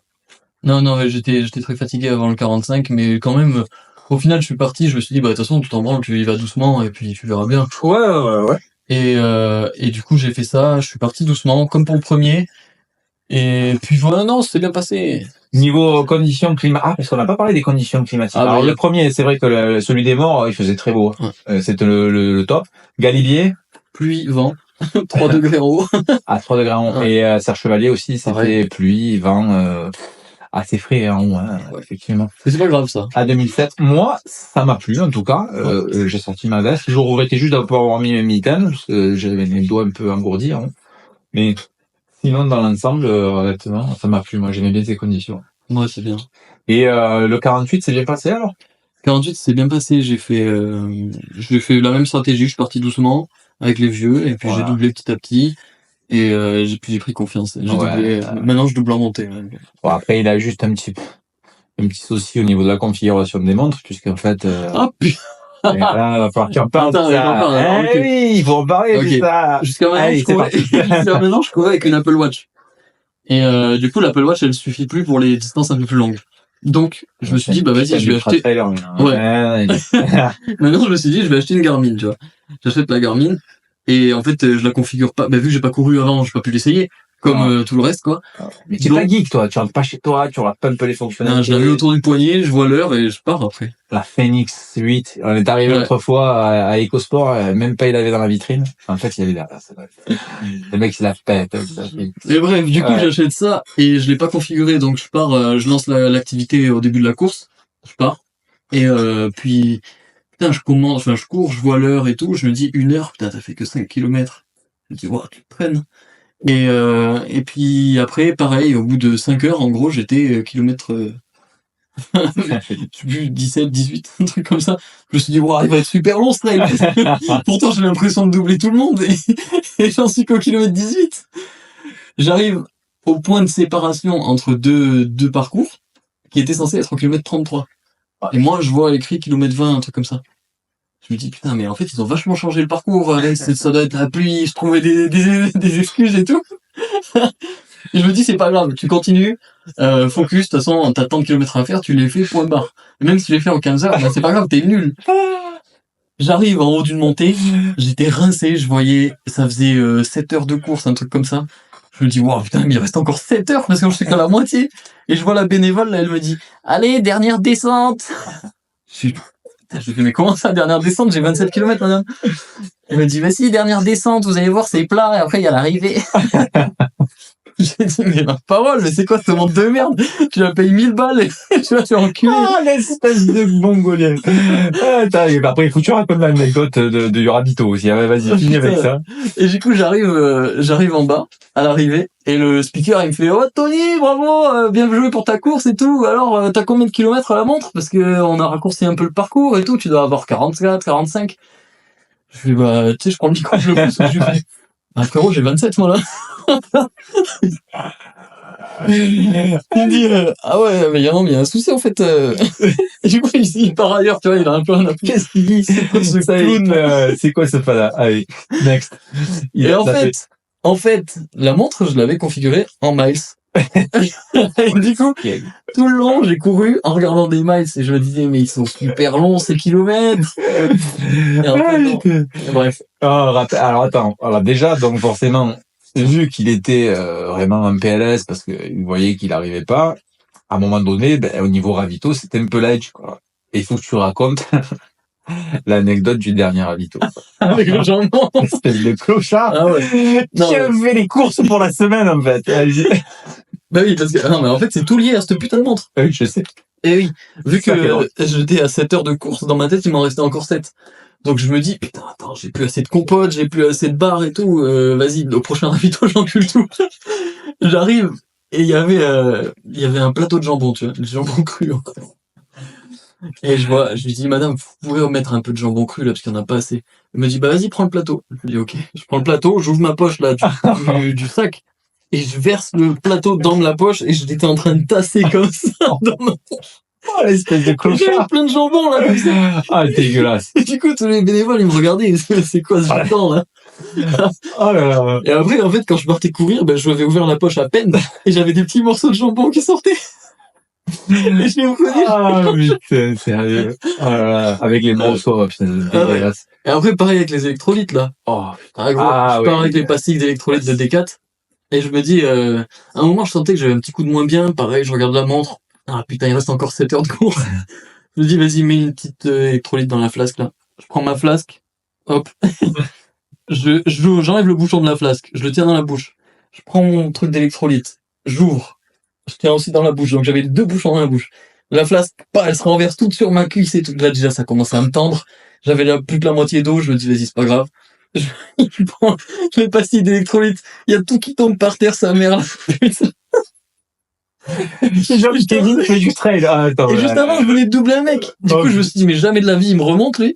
Donc, j'étais là avec mes pastilles. Je me suis dit, vas-y, tu les ramasses pas, sauf que ça fait comme des effets ralgants. Oh, putain. Il pleuvait, donc ça commence à bouillir par terre.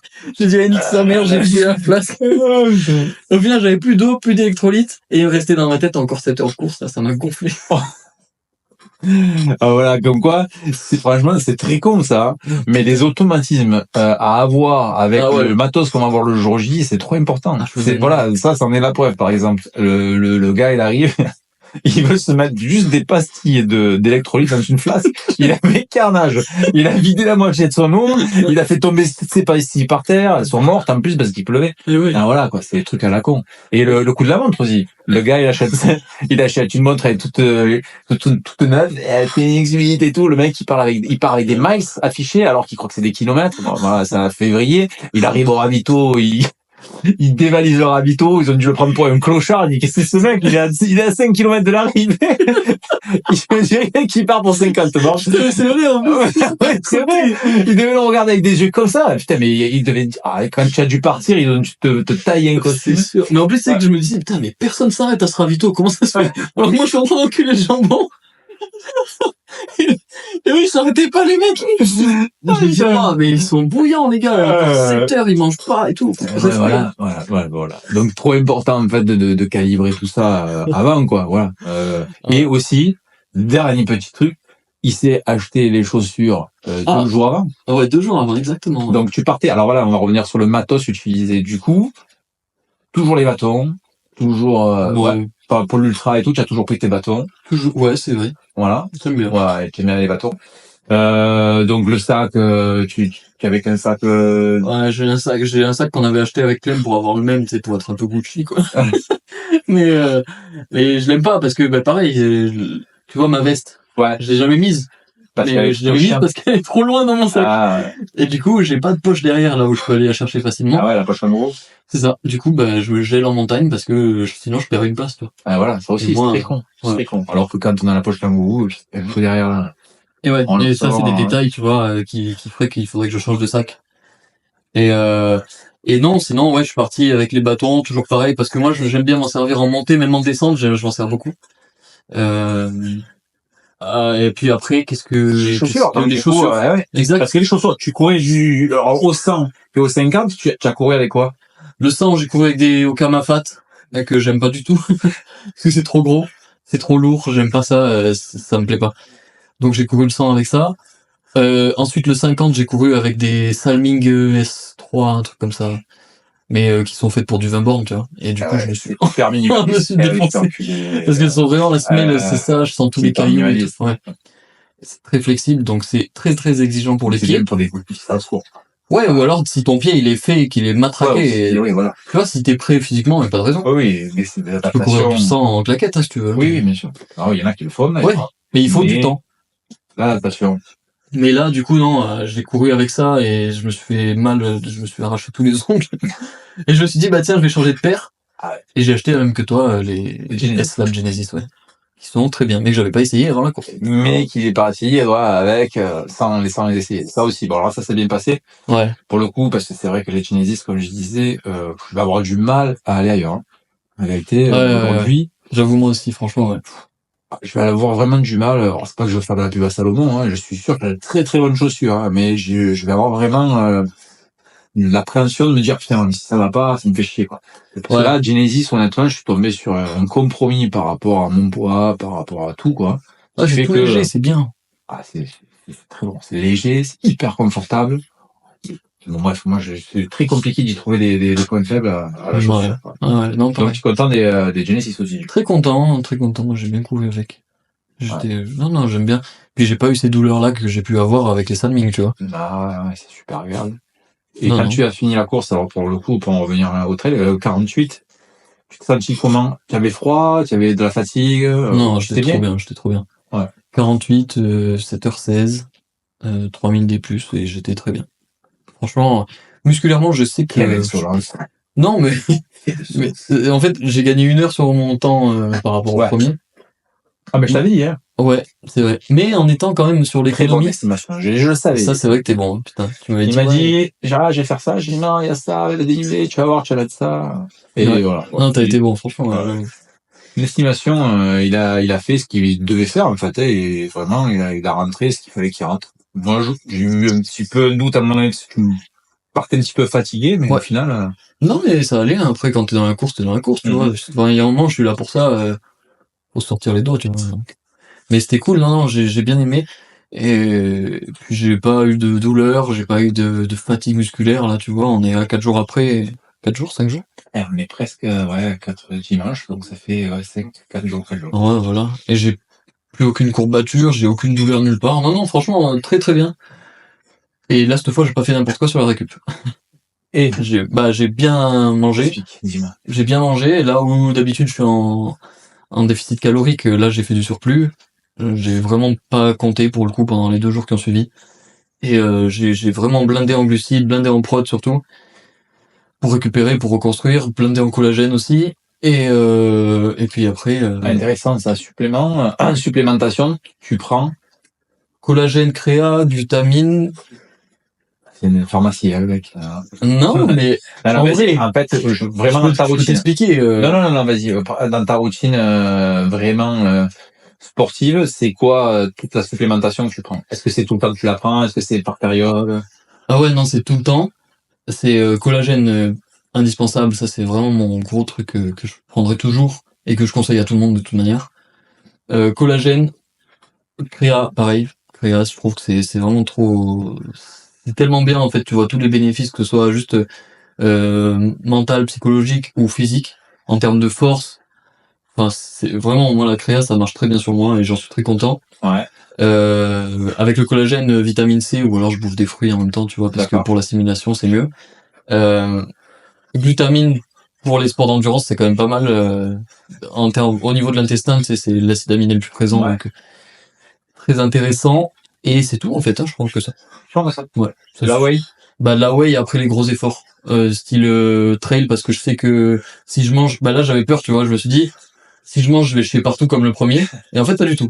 J'étais trop bien, du coup, parce que j'ai peut-être pas pris cette boisson, j'ai mieux géré les ravitaux, etc. Mais t'as pas testé le Morten 160? Putain, j'ai pas testé le Morten 160, mais je vais essayer. Le Morten, on en parlera de ça, parce que cette année, moi, j'ai testé, nouveau protocole, où je ne bois plus de boissons ISO. Je bois de la ceinture, en gros. Mais, pas de sucre, pas de glucides dans mes boissons, uniquement à base de gel. Dont la formule que présente désormais Morten, là, avec des 40 grammes de glucides, les 160. Ouais. Voilà, que j'ai testé ça convient parfaitement, mais on en parlera plus précisément. Donc, tu n'as pas pu tester ça. Non, j'ai pas pu, mais je testerai sur la prochaine course, le mois prochain, du coup. Je vais en faire une par mois, hein. C'est ça. Et ça, il est parti. Ouais, mais j'aime bien. Un mois, ça laisse le temps de récupérer. Ouais, c'est vrai, c'est pas con, hein. Et puis, au moins, à chaque fois, tu peux te tester sur une distance un peu. Ça dépend comment tu finis. Bon, là, il semble que tu finis plutôt bien, quoi. Ouais, moi, franchement, je l'ai fini très bien. J'ai pas de fatigue accumulée. Enfin, forcément, si je fais n'importe quoi et que je repars courir maintenant, c'est pas, tu vois, ça va pas être optimal. Ouais. Mais je sais que d'ici un mois, j'aurais largement récupéré, j'aurais surcompensé. Bon, après, là, c'est une super bonne fondation qui a été acquise au Oui. fil des derniers mois. Non, mais bien sûr, après, je sais que musculairement, je ramasse pas et que j'ai presque pas de courbatures parce que j'ai une très très bonne base et un bon passif en force et tout. Et en vélo aussi. Ouais.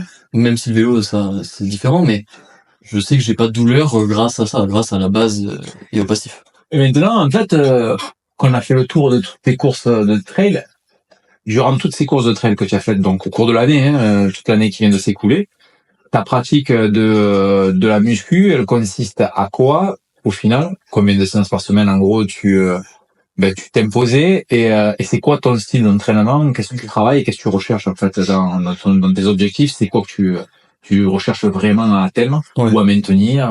Qu'est-ce que tu fais? Bah, en gros, déjà, la muscu, je vais juste revenir sur comment j'ai commencé. Au début, je pense que j'ai commencé comme tout le monde, tu sais, en faisant du 4x10 à la salle pour faire du body et avoir des gros pecs sur la plage. Voilà. Ouais, c'était la base. Et j'ai fait ça, je pense, pendant 3 ans, avec un peu des phases oui non, tu vois. Donc, mais ça m'a permis quand même de construire un peu un physique parce que je faisais les jambes et je faisais quand même beaucoup de vélo. Donc voilà, j'étais quand même assez complet.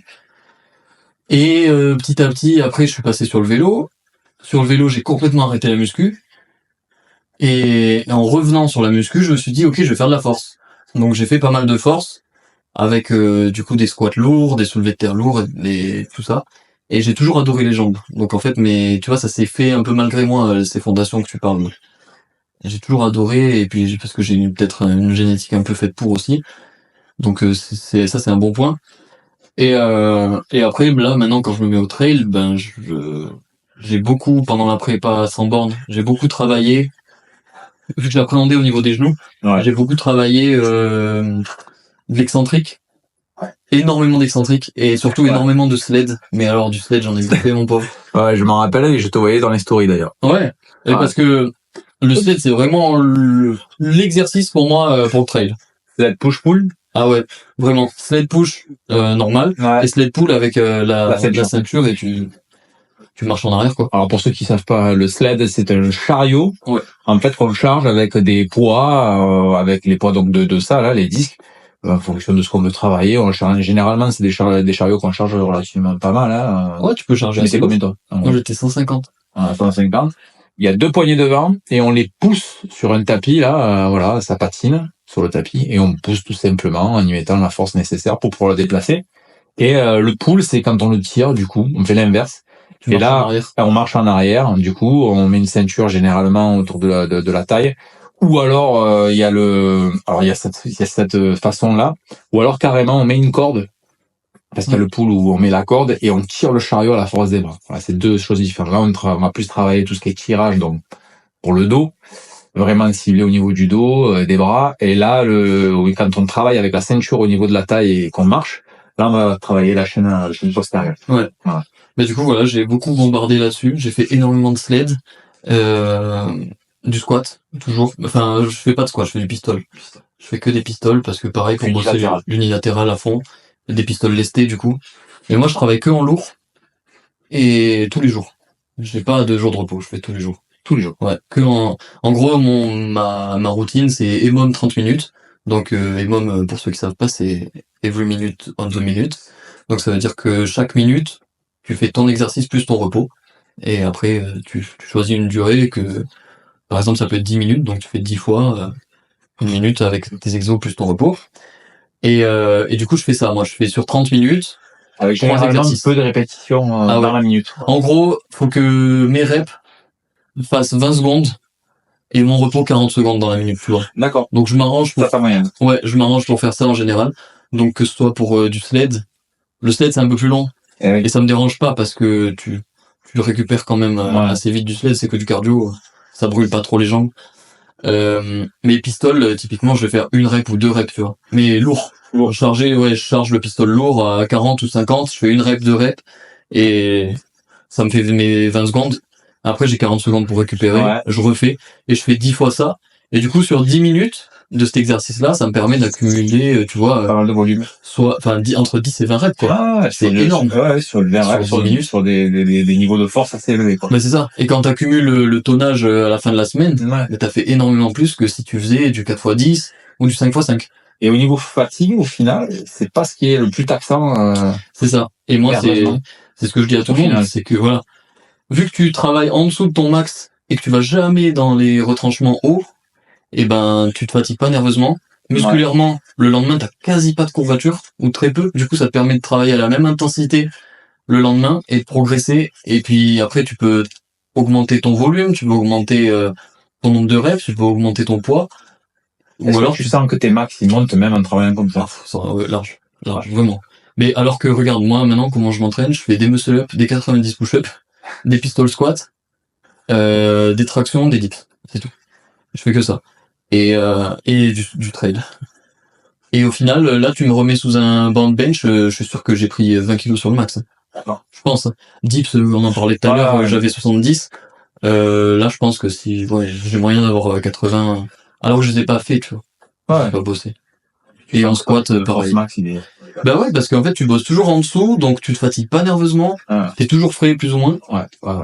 T'as moins de risque de blessure. Enfin, franchement, honnêtement, moi, les EMOM, c'est la meilleure méthode pour moi.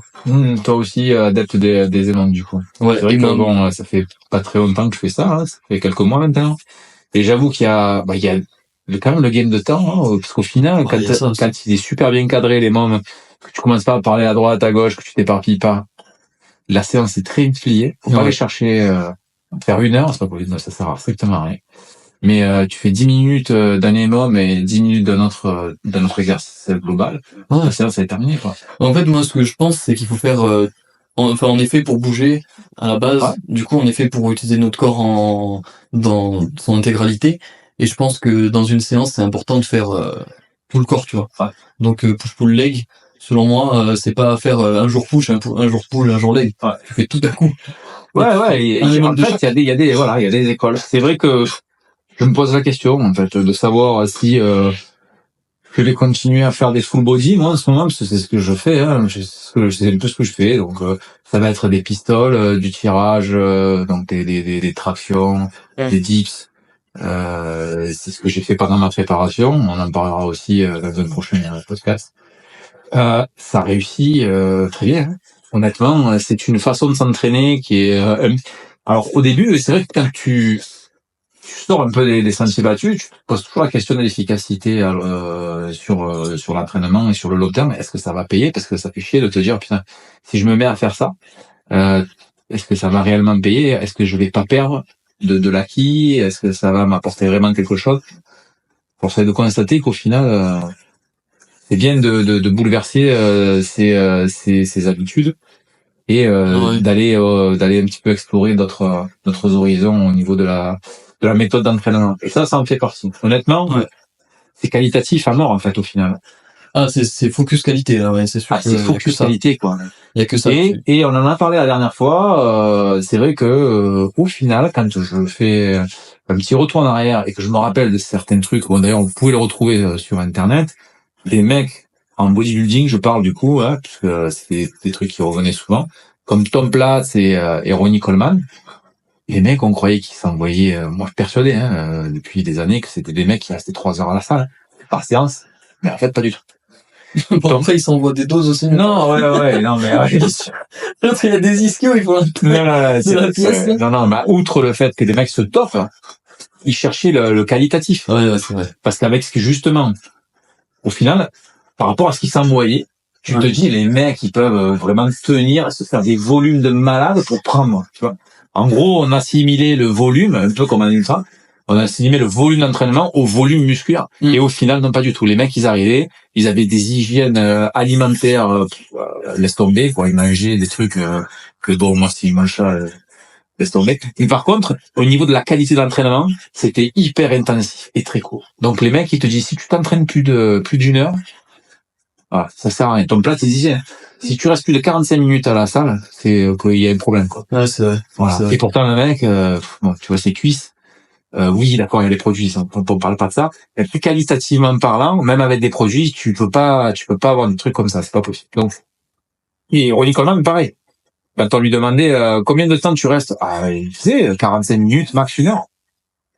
Donc là, c'est peut-être ça qu'il faut aller chercher, hein. La qualité de ta séance, vraiment, et même dans la course à pied. Hein. Au final, quand tu fais une séance de fractionné, tu vas aller chercher de la qualité.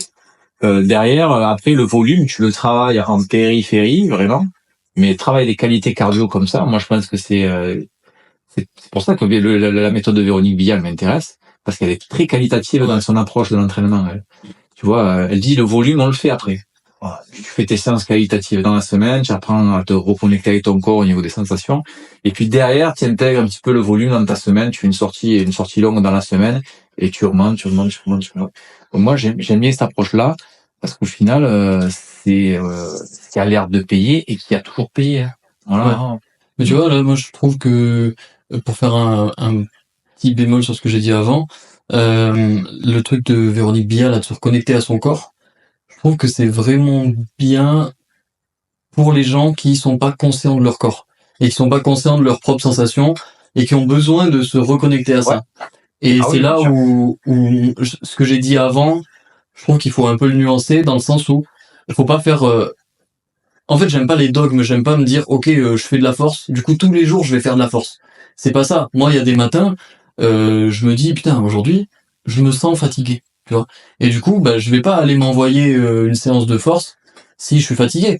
Aujourd'hui, je suis fatigué, OK, tu réduis, tu fais du volume plutôt que de faire de la force et plutôt que de faire un minimum 10D1 là, donc 10 fois une rep, et je vais faire 10D10, tu vois. Mais beaucoup moins lourd. Ouais. C'est ça. Et juste parce que j'ai écouté mon corps et c'est du bon sens en fait. Et c'est pour ça que ça m'énerve de toujours vouloir mettre de la théorie et des dogmes et des points clés sur des choses. Juste en fait, écoute ton corps et tu vas toujours avoir juste. Moi j'en suis persuadé de ça. En nutrition. Mais c'est dur, hein. C'est dur quand tu fais pas attention à tes sensations, à ta psychologie, à ton repos et tout ça. C'est pour ça que le boulot d'un coach, il est très difficile parce que c'est à lui de faire comprendre à son élève, à la personne qui l'entraîne, à son athlète, de dire voilà, je vais écouter ce que tu me dis, mais en même temps, je vais essayer de t'ouvrir un peu les œillères sur ce que tu ressens vraiment. Parce qu'à un moment donné, c'est à toi, il va falloir que tu prennes toi les décisions. Quand je te marque sur un plan d'entraînement, fais ça.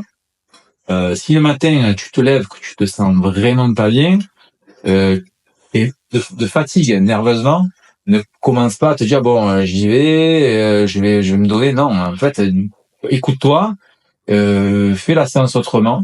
Si tu devais partir pour un fractionné, tu vas te faire un petit footing ou alors un truc fartlek.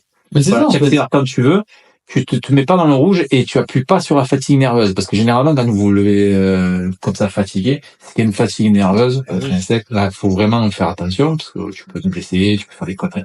Il faut s'écouter. Et derrière, après, tu as un débat avec le coach. Tu dis voilà, là, je me sentais fatigué, tout ça, donc j'ai fait comme ça. Honnêtement, jamais ça va, qu'on appelle ça. Ça va dégrader un peu l'entraînement. Non, au contraire. Au contraire. Tu gagnes beaucoup plus à faire une séance de repos. C'est psycho. C'est psycho. Vraiment, c'est psycho. Et je pense que c'est difficile pour quelqu'un qui a l'habitude d'être assez carré, assidu au niveau de ses entraînements, tout ça, de se dire, putain, non, je vais annuler mon entraînement, là, comme on avait prévu. Je vais baisser en forme physique. C'est ça, hein. C'est très difficile de passer outre la motivation, l'ego aussi, de se dire mais je vais perdre en forme physique. Mais je pense que c'est une question d'ego énormément. Ah oui, juste en effet d'ego. Oui, ça ouais. Ah mais c'est ça le piège, c'est que si t'es pas capable de t'écouter, tôt ou tard la nature elle va te rattraper, tu vois. Ton ego c'est bien, tu le nourris un petit peu en allant faire ta séance de fractionné alors que t'es fatigué. Sauf que le lendemain tu seras encore plus fatigué et puis tu vas ramasser. Et surtout pour l'arrêt. Ouais c'est ça. Un jour tu vas te blesser, tu vas dire je comprends pas, machin. Mais si, comprends, recule un peu, regarde ce qui s'est passé les 6 dernières semaines. Et tu fais que te tirer dessus, mais sauf que t'es pas sportif de haut niveau, donc détends-toi en fait. Non, et oui, mais putain, mais ça aussi, c'est difficile de le faire entendre à des gars qui sont amateurs, quoi. Mais ouais. Alors je comprends des mecs comme Mathieu Blanchard, qui est un peu l'exemple type.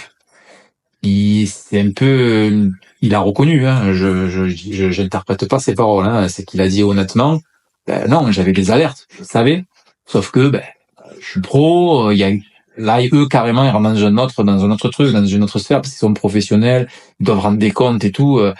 statut TMB, voilà quoi. Il voulait le faire parce qu'il s'est dit non, je vais le faire. Je peux comprendre, mais c'est carrément autre chose.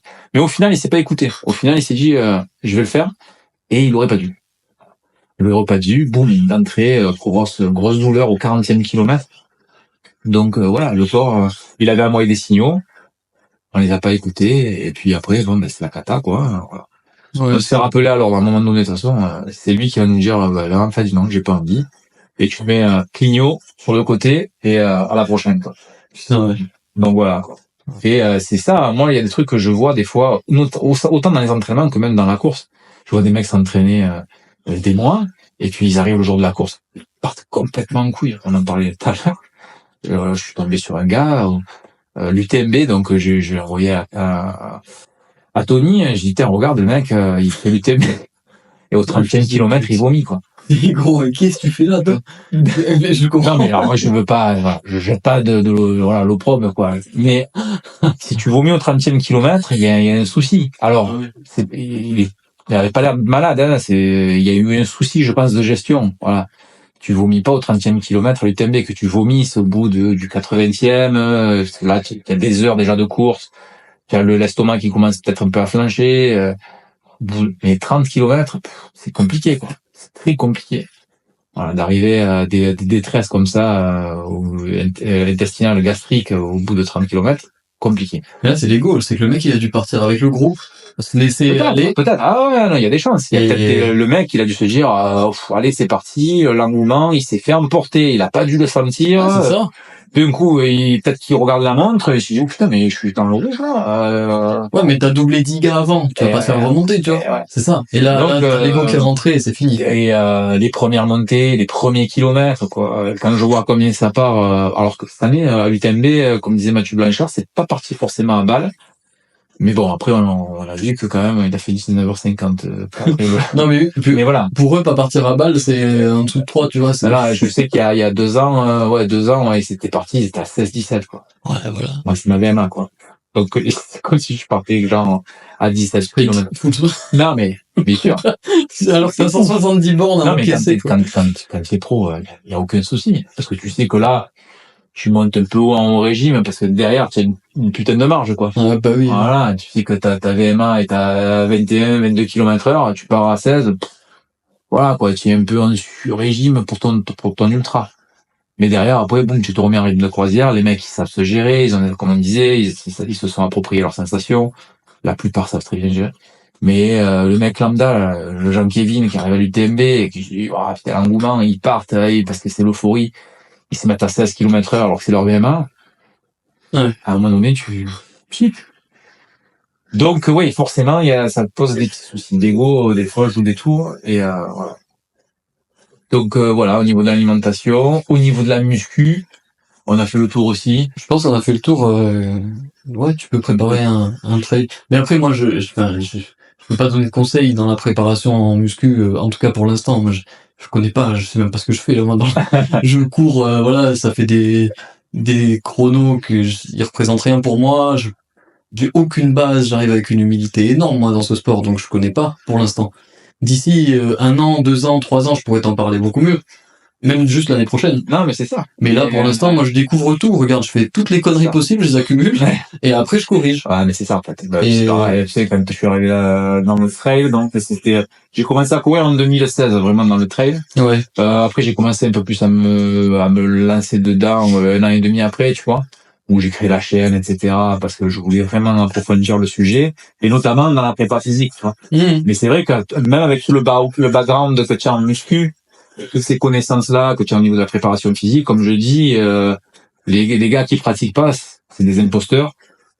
Je dis souvent, on revient Bruxelles Lerval, et moi, j'ai donne raison pour ça, sans jeter vraiment, je veux pas dire du mal des gens qui pratiquent pas, mais moi, je me voyais mal donner des conseils de renfort, de muscu, alors que j'ai pas de background derrière, que j'ai pas vécu ce que c'était, l'entraînement, les émotions, les sensations de l'entraînement en course à pied, la récupération, voilà. En fait, tout ce background que tu crées, tu te fais comprendre beaucoup de choses et t'aide à t'orienter au niveau de la préparation physique, en musculation, voir ce que c'est qui marche, voir ce que c'est qui marche un petit peu moins, c'est pas vraiment utile, c'est trop fatigant, trop éprouvant. Enfin, il y a plein de petits détails. Et même encore aujourd'hui, on apprend toujours parce qu'il y a plein de possibilités en fait de s'entraîner, plein de façons de s'entraîner pour le trail qui sont tout autant efficaces que des méthodes conventionnelles ou des méthodes un peu plus originales qui prennent un petit peu moins de temps. Bref, ça prend du temps, quoi. Vraiment, ça prend du temps, mais c'est super intéressant et c'est pas du jour au lendemain. Vraiment, tu peux vraiment comprendre tous les rouages, ça c'est vrai. Mais par contre, après, quand tu pratiques, il y a plein de petits trucs que tu mets bout à bout. Et je te dis, voilà, quand tu me dis j'ai eu mal au genou. De suite, toi, tu te dis, bah, j'ai mal au genou. Qu'est-ce que je vais faire? Bah, je vais renforcer tous les muscles périphériques au genou. Mouvements qui sont un petit peu moins conventionnels, comme je disais. Sled push, sled pull. Voilà. Alors que d'autres auraient peut-être plus vu, systématiquement squat, leg extension, tu vois, leg curl. Il a fait, d'autres mouvements qui sont super intéressants et qui sont voilà reconnus aujourd'hui pour être des trucs de rééducation super efficaces. Voilà, le touche. Voilà. En fait, parce que je m'inspire quand même beaucoup de ce qui se fait aux États-Unis et tout. Mais voilà, ils ont les États-Unis sur ça, ils sont au top parce que ils savent bouger avec leur temps. Ils me remettent toujours tout un tas de questions. Ils vont aller chercher des gars qu'ils connaissent, tu vois. En France, trop de dinosaures, trop de formatage, ça veut jamais. Ouais, après, c'est qu'il faut le temps que ça arrive en France, c'est toujours pareil. Ouais, et puis les gars aussi, qui t'apprennent, en fait. Ouais. Tout ce qui est pédagogique. Souvent, si c'est des vieux dinosaures, bon, voilà. Pour ce sujet, c'est très compliqué, en face. De remettre à plat certains acquis, voilà. Mais sur ça, les États-Unis, pour le coup, ils sont beaucoup plus ouverts. Ouais. Mais pour les genoux, pour ceux que ça peut intéresser, il y a un super compte sur Insta qui est vraiment spécialisé là-dedans, c'est Ben Patrick. Le compte c'est Knee Over Toe Guys, je crois. Genre le genou plus loin que les pieds, tu vois. Knee Over Toes? Ouais. Okay. Knee Over Toe Guys, je crois. Guy, ou alors il y a pas Guy, mais bref, tu regardes ça. C'est un gros compte et il y a énormément de... Il est basé que sur ça, son compte. Ah, que sur le bien-être des genoux. Et mais c'est monstrueux la quantité d'informations qui donne et de la qualité surtout parce que tu peux le transférer à tous les sports en fait. Ouais. Et c'est trop bien. Et il y a tellement de douleurs au genou, t'entends tous les jours des gens dire j'ai mal au genou. Mais oui, dès que je cours, j'ai mal. Et je vois ça fait mal au genou, ils disent. Bon, arrête. Mais bien sûr. Et ça, toutes ces idées reçues, tu vois, le coup du nom qu'il a choisi, il est pas anodin non plus. Ouais. Knee over toes, ça veut dire le genou au-delà des orteils. Quand j'étais au Krebs, moi à l'époque, on disait attention, le squat profond c'est pas très bon. Ça c'est pas bon pour les tendons rotuliens, ça met trop de tension. Il faut pas, quand vous faites des fentes, il faut pas dépasser le genou de la pointe du pied, ça met trop de tension. En fait, à chaque fois on te dit attention, trop de tension. Non, c'est une question d'adaptation. C'est ça. Et la course à pied c'est pareil, attention, ça tue le cartilage, c'est pas vrai. C'est une question d'adaptation. Tu crées un stress. Derrière, il y a une surcompensation. Ton corps s'adapte au stress. Et il fait un cartilage plus gros, et ça, il faut faire progressivement, tout simplement. Et c'est ça, c'est toujours pareil. Voilà. C'est un peu mais souvent. Si tu es un gros fils de pute, en fait, qui va arriver, se faire 15 bornes alors qu'il a pas couru depuis 6 mois, bon, à un moment donné, il dit j'ai mal au genou. Ben oui, forcément. Voilà, tu as un cartilage de merde, parce que tu as un cartilage de sédentaire, et tu as voulu te mettre 15 bornes en courant, en plus à des intensités, bon, voilà. Oui. Et le lendemain, oui, ben forcément, ça va poser un problème. Donc, au final, faut faire attention, faut toujours respecter cette notion de progressivité. Voilà, c'est rabâché, c'est cliché, mais c'est la base. Monitorer ce qu'on fait aussi, c'est quand même assez important, moi, je dis. Voilà, des trucs tout simples, pas monitorer en partant dans des chiffres de fou, hein. Un petit tableau, un petit truc là d'entraînement Strava, mais rien que sur Strava, tu peux arriver un peu à monitorer correctement, quoi, sans rentrer dans des chiffres de fou. Ben voilà, quoi, tu comptabilises tes reps, de jour en jour. Mais bien sûr, tes reps en muscu, ton temps passé en course à pied, ton dénivelé parcouru de semaine en semaine.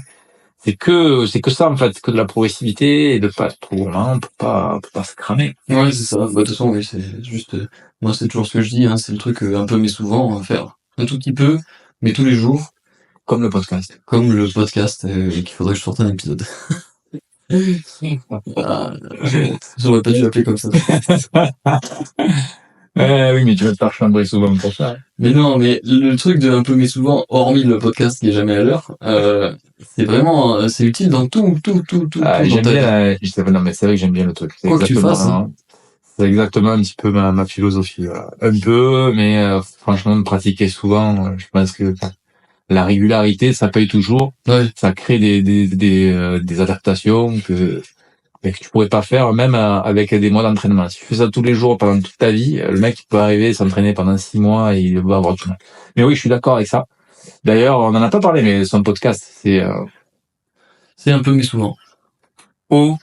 Non, c'est UPMS. UPM. UPMS. Ouais. UPMS 7 qu'il faudrait que je sorte. Ouais, voilà. Mais pour l'instant. Son podcast un peu, mais souvent, qui est très bien, souvent animé avec Clem. Ouais. Et On fait une mensuelle avec Clem, mais sinon, d'habitude, on aborde divers sujets. Voilà. Comme la masculinité. Je vais pas faire mon intro ici. Oui. Avec tout ce qui a des couilles. Voilà. Non, mais ouais, on essaie de parler. En fait, à la base, j'avais envie de parler de sport, et puis tout ce qu'on parle là, tu vois, d'essayer d'aborder des sujets un peu plus profonds, et aussi de psychologie, mais plus rester sur le côté un peu masculinité, etc.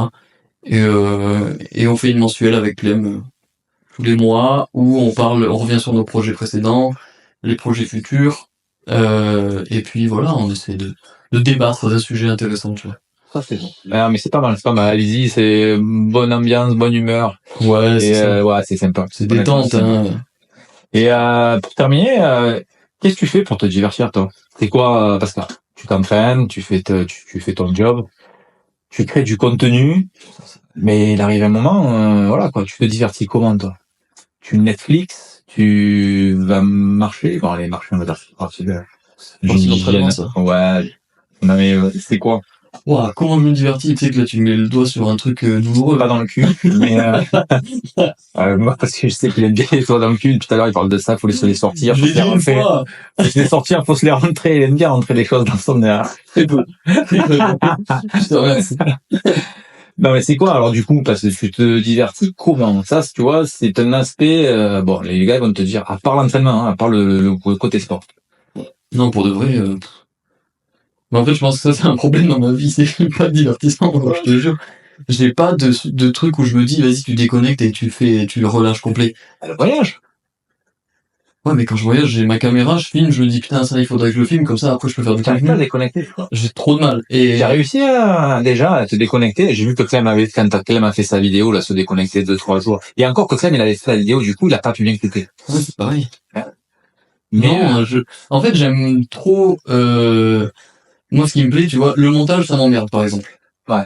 Ce que j'adore, moi, dans la création, c'est vraiment filmer, me dire, putain, ah là, la lumière, elle est belle, cet angle, il est beau, je vais filmer. Et je pourrais filmer toute une journée sans rien en faire derrière. Parce que j'ai la flemme de faire le montage, tu vois. Je le fais quand même, mais... Et en fait, du coup, ça veut dire que je déconnecte jamais, parce qu'à chaque fois que je vois un truc, je me dis, waouh, ça te fait une belle image. mais j'ai rien en foutre. Mais c'est ça. Ou alors, je le garde pour plus tard, t'inquiète, on fera un truc. Mais du coup, c'est vrai que je déconnecte. Bon, admettons que ça compte pas en tant que travail. Ouais, le voyager, rencontrer. Pour me divertir, c'est rencontrer des gens. Rencontrer des gens? Ouais, vraiment avoir des conversations avec des gens, tu vois, ça me nourrit et ouais, c'est vrai. Ça me fait un peu m'évader et tout, tu vois. Et la lecture aussi. Ouais, mais la lecture, ouais, c'est du divertissement, ouais, c'est vrai, tu peux le voir comme ça. Ah ben oui. Mais bon, t'as vu ce que je dis, penser pour moi-même, est-ce que ça se divertit personne, J'ai mis enfant exprès, je l'ai mis pour que ça fasse genre, on est en pleine émission de Bernard Pivot, là, voilà. Avec le petit livre en fond, là, comme ça. Non, ça, ouais, la musique. Écouter de la musique, mais quand je l'écoute, en général, je me pose, je fais que ça, tu vois. Ah, tu te mets en fond, mais vraiment, tu te mets en méditation, quoi. Ouais, tu vois, j'aime bien faire ça, ça me permet un peu de relâcher. Et le style. Et le style de musique? Frère, t'écoutes, vas-y, tu peux le dire, tu connais. C'est bande organisée, frère. J'ai capté. Tu connais. Je me pose, là. Non, j'écoute de tout, mais quand j'écoute consciemment, en gros, de la musique, je vais plus écouter, putain, Brel, je suis un amoureux de Brel, moi. Ah ouais. Ah, Brel Aznavour, et après de l'opéra ou du classique, je kiffe ça. Non, on dirait pas comme ça, mais... il a son petit côté romantique. Ouais, c'est un peu classique aussi, je sais qu'il aime bien le classique. C'est vrai.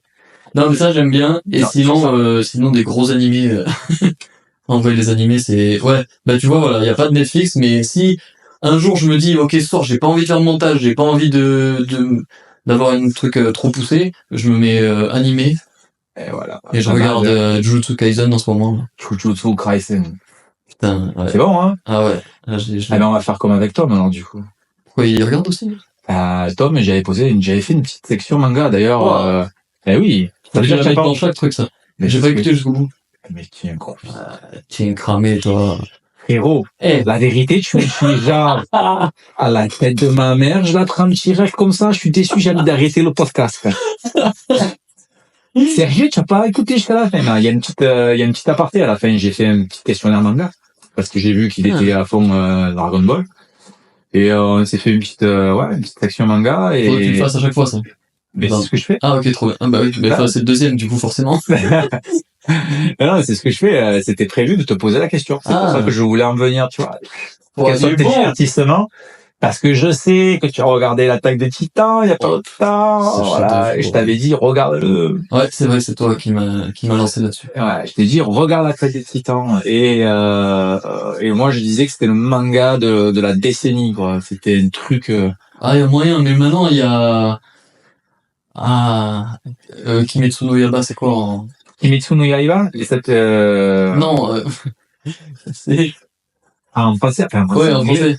Kimetsu no Yaiba, c'est Demon Slayer. Oui, merci, Demon Slayer. Eh ben ça, quand même, ça se vaut face à l'Attaque des Titans. C'est très très bon. En termes d'animation, T'as vu la fin ou tu as Ah non, pour Bon, moi j'ai vu la fin. Bon, l'animation est terrible. Après, niveau scénario, ça vaut pas... Non, ça va. En animation, Kimetsu no Yaiba, putain, il y a du gavage. Mais par contre, l'Attaque des Titans... Non, mais j'avoue, l'Attaque des Titans... Bon, la 3e saison, bon, même les dernières saisons, quand même, au niveau animation, il y a certains épisodes en dessous, mais putain, les 2 épisodes finaux, là... Non, puis les musiques, bordel de... Ah, les musiques, par là. C'est pour ça que je t'ai dit. J'écoutais Ren Yeager qui gueule moi dans la voiture. Ah oui, non, mais... Il y a de la trappe comme ça. La musique, on va en revenir là-dessus, on en revient là-dessus. Il y a la relation musique-image, Naruto. Ah non. Vas-y, ton classement, manga 3. Ah, top 3? Ouais. Est-ce que je le dis par passion, ou est-ce que je le dis par... Ah bah, ton truc, c'est ton cœur qui parle. Mon cœur qui parle. Ah, frère. Allez, on va laisser parler le S. Jusqu'à aujourd'hui, hein, donc je prends tout en considération. Je vais mettre... Non, mais... les Kaira. Non. Honnêtement, je vais prendre en considération tout ce qui est scénaristique, tout ce qui est animation. On va prendre un petit animation parce que je parle de l'animé. Après, si je parle que du manga papier, scénario et tout, bon. On fait une top 3. En 3e position, je mets Dragon Ball. Ah ouais, ok. Ouais. Parce que j'ai grandi avec ça. C'est mon premier manga. C'est ce que j'ai connu au début. Dragon Ball Z. Après, le reste, les GT, non, beaucoup moins. Okay, et les super, c'est là où c'est parti en couille un peu. Bon, je regarde, hein. Je vais pas te dire le contraire. J'aime bien, ça c'est Dragon Ball. Mais ça a perdu son truc. Ça a vraiment perdu son charme. Mais je le mets en 3e parce que c'est vraiment c'est le cœur qui parle, quoi. Ouais. 2e position, c'est là où c'est chaud. Je sais pas si je mets Naruto ou l'Attaque des Titans. Ah ouais. Mais je crois que c'est deux décennies différentes, en fait. C'est là où j'ai envie de les mettre ex aequo, quoi. Ah, tu peux pas. Allez, je vais mettre Naruto en 2. Ok. Et l'Attaque des Titans. Et l'Attaque des Titans, hein, parce que au niveau scénario, au niveau du message, au niveau, putain, ça va loin, l'Attaque des Titans, quoi. Et la conclusion, elle est terrible, j'ai envie de dire. Par rapport au message qui est passé, parce que tu te rends compte qu'après des milliers d'années qui passent, au final, il y a une boucle qui se crée. Sur la guerre et tout. Voilà, tu comprends qu'en fait, l'être humain, c'est une merde, quoi. Enfin, voilà, ça après, c'est comme mon avis. Reçu. L'être humain, voilà. Mais c'est mon top 3 parce que je trouve que le scénario est quand même assez exceptionnel. Et toi? Ah ouais, non, le scénario, j'avoue qu'il est fou. 3, ça va être Ouais, 3, j'allais dire, en vrai, ouais, Jujutsu Kaisen. Parce que je trouve qu'ils ont vraiment fait un truc bien. Non, faux. 3, je vais mettre Demon Slayer. Ouais. 3, Demon Slayer. 2, l'Attaque des Titans. 1, Naruto. Mais parce que Naruto, il y a ce côté sentimental, Ouais, il y a le cœur qui parle. Ouais, les musiques, Oh, c'est pas possible de faire mieux pour moi. Itachi. Ah non, attends, spoil pas, attends, j'allais te dire, toi, tes persos préférés. Mais Itachi, mais non, mais c'est évident. Ah non, ouais, non, c'est pas évident. Moi, c'est tout le grand aussi, moi. Itachi, Donc, perso préféré? Itachi, mille fois. Putain, ouais, Itachi. Toi aussi? Ah oui, Itachi. Et c'est évident. Itachi, Après, trop badass, trop qualifié. Ça va, Non, mais trop fort. Non, mais trop fort. Et puis la voix japonaise. Ouais. Ça va trop loin. C'est bon. Ça va trop loin, toujours la larme qui coule quand tu vois, ouais, c'est fou, Ouais, je pleure, moi. Ah, c'est ouf, hein. Donc, Itachi, personnage préféré de Naruto. Ah ouais. Ouais. Ah, c'est sûr. Personnage préféré de, Des Titans. Ah, c'est Comme tout le monde.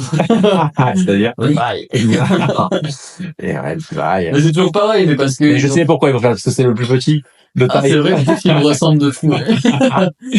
Mais bon, c'est monstrueux. Mais non, mais en fait, ils ont fait un Itachi dans l'Attaque des Titans, quoi. Ouais, puis nerveux quand même. Ouais, il est un peu vénère. Il est un peu vénère. Il a plus de bras pour rien. Il découpe des gueules. Ah, ouais, voilà, quoi. Il dézingue des titans tout seul, voilà. C'est vrai. Le titan bestial, là, il met la race quand même, hein, dans la saison 3, là. Et dans Dragon Ball? Ah, dans Dragon Ball, ouais, moi j'ai mon perso préféré. Qui? Et non, moi c'est Son Gohan. Moi j'ai toujours aimé. Parce qu'en fait, moi j'avais eu le gros truc, le gros kiff sur les Cell Games, quoi, quand Gohan était devenu vénère. Et derrière, après, avec l'arc au bout, qui m'a un peu moins plu comme arc, mais il était très bon Son Gohan aussi. D'ailleurs, ça a été l'un des personnages les plus forts. Et après, ils sont partis complètement en couille de le dézinguer. Ouais. Voilà, ils le font revenir dans les super, ça y est, ils ont compris qu'il fallait le faire revenir dans le game, à la fin. Parce qu'au début des super, c'était devenu une sacrée merde. Mais ouais, Son Gohan, beaucoup Son Gohan. Non, mais ouais, ça sent, il est trop classe. Voilà, c'était mon perso préféré. Son Gohan. Et toi? Ouais, Vegeta. Moi, je reste dans l'éternel deuxième. Mais non, mais j'aime trop la philosophie qu'il y a derrière. Du mec qui charbonne comme une pute pour jamais réussir à doubler le premier. Non, mais c'est fou. Mais il se donne à fond, quoi. Ouais, et alors, bon, qui parle il y a deux trucs. C'est que, malgré que il aurait dû être le meilleur parce que sa lignée, parce que beaucoup de choses, il y en a un autre, en fait, qui fait pareil que lui, qui charbonne, mais différemment, d'une façon différente, en ayant en ayant des objectifs et une motivation différente de la sienne, en fait. Ouais, exact. Il veut devenir meilleur, mais pas pour les mêmes raisons. Alors que Vegeta, il se va, voilà. C'est plus sain, quoi. Voilà, c'est un peu plus sain. L'autre, il a une autre optique. Bon, bref. Mais très bon, oui, Vegeta, j'adore. Après, ça, c'est mon deuxième personnage. Ouais, j'imagine. Qui vient après, quoi. J'imagine. De par son caractère, j'aime bien. Ah, les personnages un peu sombres comme ça, ils sont stylés. Ouais. Et même Eren dans l'Attaque des Titans, il est tellement profond. Je trouve ça vraiment... Alors là, pour ça que je parlais du scénario, hein. Ah ouais. Scénaristiquement parlant, mais putain, le mec, il est allé chercher. Ah ouais. Même Erwin et tout. Ah ouais. Mais où il est allé chercher les trames déjà, déjà du scénario et la profondeur de tous les personnages. Tu te dis, il y en a pas un qui est pas important, quoi. Ouais, c'est ça. Non, c'est vraiment, il a apporté un truc, tous. Rainer, Bertholdt, putain, la saison 2, quand tu apprends les trucs et tout, c'est, la claque. C'est-à-dire, quand tu parles là-dedans, que tu sais pas où tu vas. Et en fait, tu peux pas essayer de deviner l'épisode suivant parce qu'il y a toujours un truc qui est un peu, et tu peux pas le deviner, c'est mort. Et c'est en ça que j'ai dit que ça apporte des choses, c'est qu'au final, ces mangas, en fait, les Japonais, sur ça, ils sont très forts. C'est que derrière, il y a toujours des messages un peu satiriques par rapport à la société actuelle. Et je trouve ça, à part Dragon Ball. Ouais, Dragon Ball, c'est vachement lisse, où il y a pas grand-chose. Mais dans le reste, honnêtement, l'Attaque des Titans et même Naruto, il y a quand même toujours des petites disquettes qui sont glissées par rapport à la société actuelle. Ouais, c'est vrai. Ouais, et qu'il faut comprendre que, voilà. Donc, voilà, niveau manga, quoi. Et une musique, hein, c'est vrai que rapport à la musique, si vous connaissez pas, si c'est pas votre truc, les mangas, donc, ce que je peux comprendre. Rien que les musiques, d'ailleurs, elles sont utilisées dans des reels et tout. Hein. Ah ouais. Vous pouvez y aller, hein. Les musiques de Naruto, Et donc aussi de l'attaque des Titans. Non, à écouter. Ouais. Donc voilà, on a fait le tour Ouais. de ce petit podcast. Ça nous fait quoi? Ça nous fait 1h55. presque 2. Ouais. Presque 2 heures. C'est ça. On est Merci bien. beaucoup si vous êtes restés On jusqu'au est bout. bien, ouais, merci. Ah, regardez. Et ouais, c'est passé comme un. Comme un dos. Ah, tu connais. Allez faire un petit tour sur un peu mes souvenirs quand même. Je passe ma pub. Et ouais, PMS. voilà, Épisode UPMS. 7, number 7. Ouais, alors Soon. attention, où Ouais. c'est qu'on peut te rejoindre, parce que c'est un Ok. putain d'influenceur maintenant. C'est un créateur de contenu. Arrête. Ouais, qu'est-ce que tu promouvois maintenant sur ces Qu'est-ce quoi? que je promeux? Je promeux le dépassement de soi, la reconnexion avec soi-même et ses envies. Donc typiquement juste t'as envie de te dépasser, bah tu t'écoutes et puis tu vas au bout de tes choix et de tes projets. Et plutôt le côté masculin, vraiment, tu vois, je trouve que ça a été trop délaissé au profit du féminisme, etc. Mais bon, ça c'est un autre débat. Et j'ai envie d'essayer de regrouper les mecs entre eux et de les reconnecter à eux-mêmes et vraiment à ce qui est important pour les hommes, tu vois. Non, mais ce qui est bien, c'est bien qu'il y ait un courant comme ça aussi qui se crée. Ça se crée, d'ailleurs, j'en vois de plus en Ça vient plus. des États-Unis avec Peterson, avec Avec Jordan? Jordan Peterson, avec comment il s'appelle? Comment il s'appelle? Tu as tout le temps. Non, mais quoi? Andrew Tate. Ah, Andrew Tate, c'est notre très provocateur. Andrew Tate. Ah, très provocateur. Ah ouais, ça c'est Non, mais voilà. il est très clivant, mais il... Mais sans aller dans les extrêmes comme lui. Non, mais il dit des vérités. Après, Juste, voilà. Essayer reconnaître. de motiver un peu les mecs à sortir les doigts et puis à aller accomplir leurs objectifs, que ce soit physique, pro, de relations, etc. Et puis voilà, être aligné avec tes valeurs. Bon, ton canal principal de quoi? Instagram. Non, sur Instagram, ouais. Tony Bonio, Bonio. Et voilà. Ouais. Et ta chaîne YouTube, quand même. Ma chaîne YouTube, il y a rien du tout. Il y a juste les podcasts qui sont hébergés dessus. Mais gentiment, d'ici 6 mois, un petit peu plus, je reviendrai. Il faut poster tes risques sur putain. C'est ce que je fais. Bah oui, bah t'as compris la formation. Mais ouais, non, c'est ce que je fais. Je commence à poster les shorts et tout, mais c'est pas. J'ai pas envie que le canal principal actuellement ça soit YouTube, Joe. Je vais focus à fond Instagram. J'ai envie de développer Insta. Mais ça te coûte quoi en parallèle de poster sur... Non, mais je peux poster du short et tout, mais qu'est-ce que ça va m'apporter en termes d'audience et de fidélisation et de vraiment de l'audience puissante? Rien. Alors que si je le fais sur Instagram, et ben sur Insta, après je développe ma personnalité à travers les stories. On en discutera en off, ça. Je suis pas d'accord avec ça, mais on en discutera. On discutera.